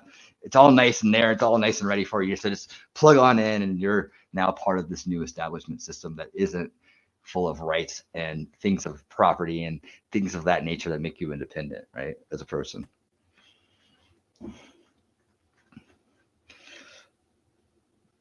So yeah, there's some talk in the chat about what's her name? Veralex? What's her name? Okay, Radex, right? Reddit. So yeah, somebody's brought that up to me before, that me and her should get together and chat, and I'm saying let's go. People, Apparently, this Jacob Castro is like totally rallying for you to go and do other things or whatever. So I mean, do that. Let's get some more people around here. If people are supposed to introduce us, I am totally about going and hanging out with her and saying hello. So if anybody can help arrange that, now this is the perfect week to do it. I'll go on tonight, tomorrow, whatever.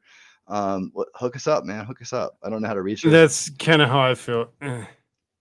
Whatever. I mean, well, no, I would totally go. I want to get around this week and kind of talk about what's going on and things like that. Look into her before you do. Sure. I watched some of her stuff, but I don't think we'd have a hard time. I mean, did she? I mean, some of the people that brought it up. Look into her before you do. Okay. Oh well, I'll try to look into her.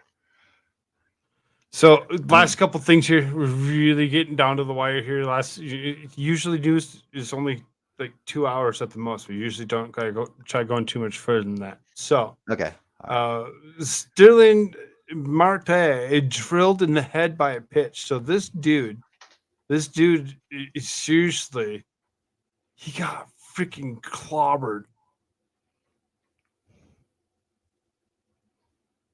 Watch this.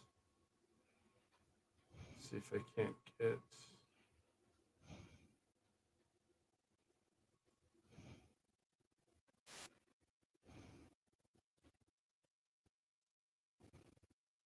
Again, this is highly transformative. Okay, we'll watch that one more time. Highly transformative. Yes, absolutely. This is no substitute for the original. Is that Tommy Lasorda? I don't know how long I've watched baseball. I know he's probably passed away by now. Now, it says concussion test immediately followed the incident were negative. Like, dude seriously just took that straight to the skull. 93 miles an hour. There's no freaking way. There's no way that a normal person would be able to take that. Yeah, don't hit that guy in the face, because you won't hurt him. When I seen this earlier, I'm like, no, this guy gets clobbered, and he just walks it off. Walks it off like it's absolutely nothing. 93-mile-an-hour fastball to the head. I'm just like, what in the hell? There you go. Look at this guy. 21-year-old MMA fighter suffers cardiac arrest mid-fight. Huh. I don't think we have anything that we need to say about that, do we? No. Just wish him a recovery, and I hope he is well and back in the ring and fighting sooner than later. So, just a little bit of bullshit for you at the end of the day here. Oh, this is all the way from back in July. Never mind. We're just going to cut it. We'll cut it right there. Well, there's there's some other like just kind of random news. Like there's some rebranding going on, I believe. What are you talking? What? Rebrand? Remember that picture I sent you before the turtle? Oh, yeah, we'll get that. We'll do Okay. that here. So, winning reality here, Mr. Talent. Mr. Tal, that's my nickname. I like that nickname. Thanks, Frog. Actually, you know, I do have to say something I'm very excited about. Long-winded reality is more like it, but whatever. We're here to put time in the Everstream, aren't we? We can't just like use short statements for that. So People wanna he hear went and he explanations. designed this lovely depiction of flat Earth. It's like Divinity's. I'm helping her rebrand her channel. She's giving the ideas that what she wants things to look like going forward. She's coming back with a whole new style, trying to get away from the old stuff. What's that big, huge piece of land that's over there on the right? David, yep. In the back by the moon. What is that? That appears to be a hologram. Okay, some fake fictional land. All right, just as long as you got that clear. It's where they actually project the moon from, but it's just like really, it's just like a big antenna, and they put this hologram over top of it, and they have to use the kangaroos to kind of confuse people. Yeah. So we want to wish her the best of luck with that. And another thing I'm working on that I'm actually really kind of stoked about, but I may ask for some help on this one. Like if any female singers who want to do backup vocals, I might need you to do a little bit for me. But I am working on a little present for Mr. Frog here, and it's going to be very, very transformative and highly uncopyrightable. So by me, I guess, but I won't care. But anyways, I'm working on a little something for him, just to say thank you. And if you ever watched my my video, The Grifter's Gift, kind of the same sentiment there. So if you ever, definitely go watch that one. People love that video. It's kind of buried. The Grifter's Gift is what it's called. So hopefully I'll get that done sooner than later. The song's done. It's just I wanted the lyrical part of it. I was gonna try to use some AI tech to like make the background voices, but I can't find one that's really working well and not like trying to charge me a bunch of money and stuff. So I might just like take and say, hey, if you could sing, ladies, if you could sing, and you're interested in being part of this revolutionary internet-breaking song that is from Mr. Frog, and I'm gonna nail this one, by the way, Koolfrog. I'm gonna nail this one, right? I already know I am. I already know. I can tell. So. It's not going to be anything that's going to make you put your hand on your face and shake your head. I promise. All right, you say so. We'll see. I'm just if it actually makes me do that, I'll actually view it and I'll actually do the whole thing right on camera so everybody can see. Okay. So if you like it, what are you going to do? Are you just to sit there and smile or what? Nah, you get nothing. Get nothing. Okay. Yeah, that's perfect. I don't need anything. I just need to, I just need to complete the mission. That's all. So put the rest in the flat of God's hands. Right. Daisy Girl said, "Koolfrogg, she hasn't been live streaming. She's calling out Governor Banking and commenting. All right, get her on my channel. Tell her she's invited whenever she wants to come on. Big time. She has asked us to tell her favorite creators and invite her on. I don't have a problem inviting people on. I just wanted I like I did with Winning Reality before I invited him on, like everybody else. I do a little bit of research on these people before bringing them around. So I don't have a problem bringing people around. I just would like to actually meet them first. Just saying. Tell her how about she come on for winning Wednesdays? How about that? I'm gonna try to do I'm trying to get a schedule going of some sort. My time frame is gonna probably be 9 p.m. to 12, so that way originally it was gonna be to kick it over to Koolfrogg, Shtick with Koolfrogg, but Shtick with Koolfrogg then changed their times on me. We did, But that's Even that if time works for it me. was already being changed as you were trying to start Everstream and telling people that it was timed. I'm like, he isn't listening. And No. T3's like, what? I'm like, he didn't listen. He hasn't paid attention to the schedule changes that are coming. That's true. I did not get the memo. I did not put the cover sheet on the facts. I didn't do anything right. But I've been busy. I've been down. I think Saturday night, this week, last week proved anything. It's like, you know, I was busy doing something. He Right? says he never listens. And that's something. Oh, I never listen, Divinity. You sure? I believe I listen. Yeah. But I just been when I'm occupied, and I may miss details sometimes of things like such like, you know, Winning is asleep. schedule channels, schedule changes and stuff, you know, little details. You see, when I did a schedule change, I put out a video for it. So that's my way of trying to, you know, get the information out. But yeah, if I missed one of the 45,000 hours of Everstream prior to the schedule change, and I missed the whole thing, I apologize sincerely. It's like I was laughing. I think it was the first day that you actually come up with the Everstream or whatever. We didn't actually run a 10 o'clock show that night or midnight, whatever. Like, I'm going to kill it before it even started.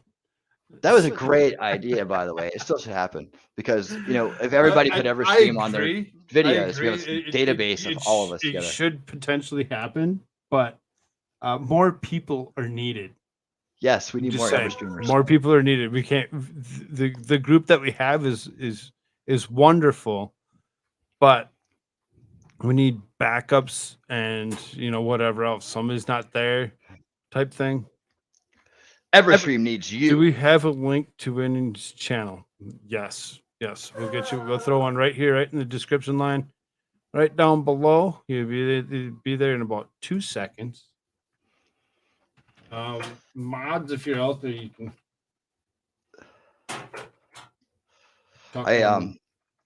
I also like. I'm gonna try to clip some of that live show, but man, let me just tell you, I got respect for clip channels because I went to go do that yesterday, and I felt like I had like someone had just drained every bit of energy out of my body. As soon as like, okay, here we go. Oh, jeez, I don't want to do this.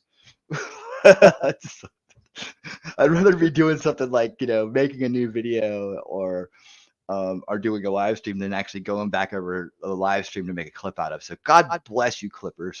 God bless you all.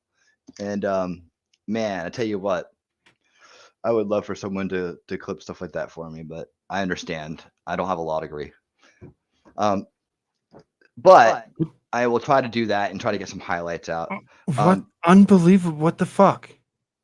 As for a link, I said there'll be one in the description line. It says unbelievable, still gets one, and then says thank you. What? I enjoy different people being around. I really do. I'm just trying to figure this guy out in his mannerisms, and unbelievable. What? Because I didn't have you a link in 2 seconds.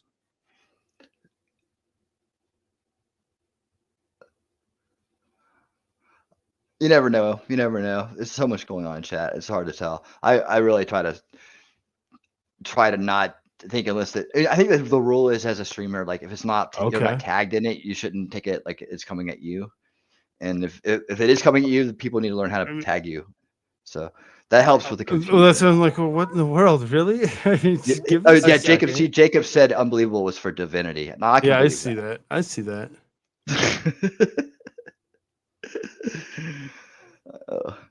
Oh man, we have a lot of fun here.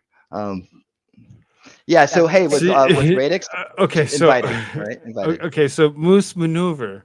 We are ending the show. This is not the early show. This is actually Shtick with Koolfrogg. This is the other show. This is the night news show that has been moved to a new time slot. That's supposed to occur after we're done with the waking up show that I do with Talking Trash and Truth. See that don't feel so bad. Thanks, Moose. See, the Moose was on No, like right. with And you that's guys when a like lot while I was on we'll give it like, to doing my thing. everybody one more time. I'm sure it won't be the last. 'Cause it'd be like, wait a minute, what's going on? Yes, they run right into the next. So waking up happens 4 o'clock my time, 6 o'clock Eastern. That ends within 4.5 hours. So about 8:30 ish or 10:30 Eastern, we would actually switch over to this and would run this for somewhere about 2-3 hours, like a normal Shtick with Koolfrogg would be. So then my day is complete. Lady Hotton says I completely missed waking up. Yeah, and I figured that would happen with some of you that were used to coming in here later on or whatever. And there are two shows that will happen, side by side, consecutively with each other. Should I do the late night stream and just like I can, my whole thing can be like I'll help talk you to sleep. Like, we'll get nice dry topics for the evening, and I'll just like talk on and on about like things that make your mind Yeah, bleed and melt. that's the big one right there. No more sleeping frog. That's the big one right there, is to try eliminating that. Yeah, we like you better when you're awake. Yeah, and I like it better when I'm awake too. You're very cute sleeping there with your blankie and stuff, but we we want to hear what you have to say, and we want you to be hosting the show with us for sure. The and that way you get more energy in it too. We're gonna actually call it a night or call it a day. Call it a night. I'm saying calling it a night because I've seriously been up for over 24 hours. I've been up since 4 o'clock yesterday morning. I'm more than done. I'm ready to hear that frogs only need about 2 hours of sleep a day. So yeah, I wish. So stop sleeping in. Hey, Talking Trash and Truth put up that schedule. New schedule: waking up with Koolfrogg and Talking Trash and Truth, 6 a.m. Eastern time. Shtick with Koolfrogg happens at 10:30 every day. Every day. Other than weekends. Weekends we do different things. We don't run regular schedules. Yep. Hey, anybody wants to help connect me and Radix, I will have her on. I'll check her out, have her on, have a discussion. Tell her to come around. Let's go. Let's have some fun. Yeah, I mean, I've even had Legal Mindset say someone asked me to introduce you to her, and then we kind of fell off there too. So let's do this thing, man. I want to get around this week. I want to talk about what's going on with the channel and all the new things coming up. And I also wanted to meet new people and just kind of get out there. I was thinking about making the theme of this week kind of like win this week with like the grift, the grift or whatever. I don't know. I was thinking of like some kind of theme where I just kind of like went around and talked about things that were going to be coming up and just kind of like doing a lot of promotion this week. And then we'll swing back to the other topic next week. I also talked with Mark Babbitts. He told me some, my guest from the other night, he told me some really great stories that still we didn't get to the other night, but we're kind of work into the solution culture aspect of my channel. So I'm probably going to have him back on soon to discuss this very intelligent way they went about doing what they did and talk about the real way they shut down Elon, the real way it was shut down. That story didn't get to be told. We had some special guests drop in. It was like a WWE Attitude Era reunion for trolls. And that's I'm not. They're like research first, then extended. Yeah, exactly. That's bring her around. We'll talk to her. I'm not inviting her on my show immediately. This is not happening. She can come around. She can talk to us. She wants to come around and hang out and talk. Great, awesome. Let's go. But yeah, I mean, I saw her picture. She's going to talk to her first, either way. Not going to sit there. And she's already been on Jessica's. Yeah, let's go. She's already been over on Jessica's doing Reddit stuff. Does that matter? No, I'm just saying. Okay, just as long as we get that straight. No, it doesn't matter. I'm saying, she's making the rounds in the scene, if you will. Sure. Extended scene. Yeah, yes, that's indeed. I got you. Okay, you. I'll let you end the show, man. I know you want to. I'm holding you up. I can tell. Future conflicts, messages, guess.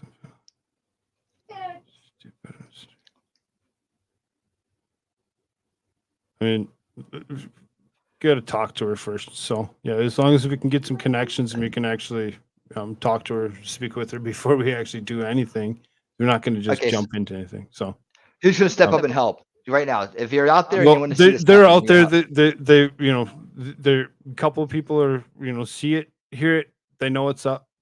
They'll get us in touch with her, and we'll move on from there. All right. Thank you all so very, very much. Don't forget to subscribe to Win in Reality. If you haven't already, please hit that like button, share, subscribe, do all those YouTube like things for me. Thank you all so much, and later. Later, I'll keep winning.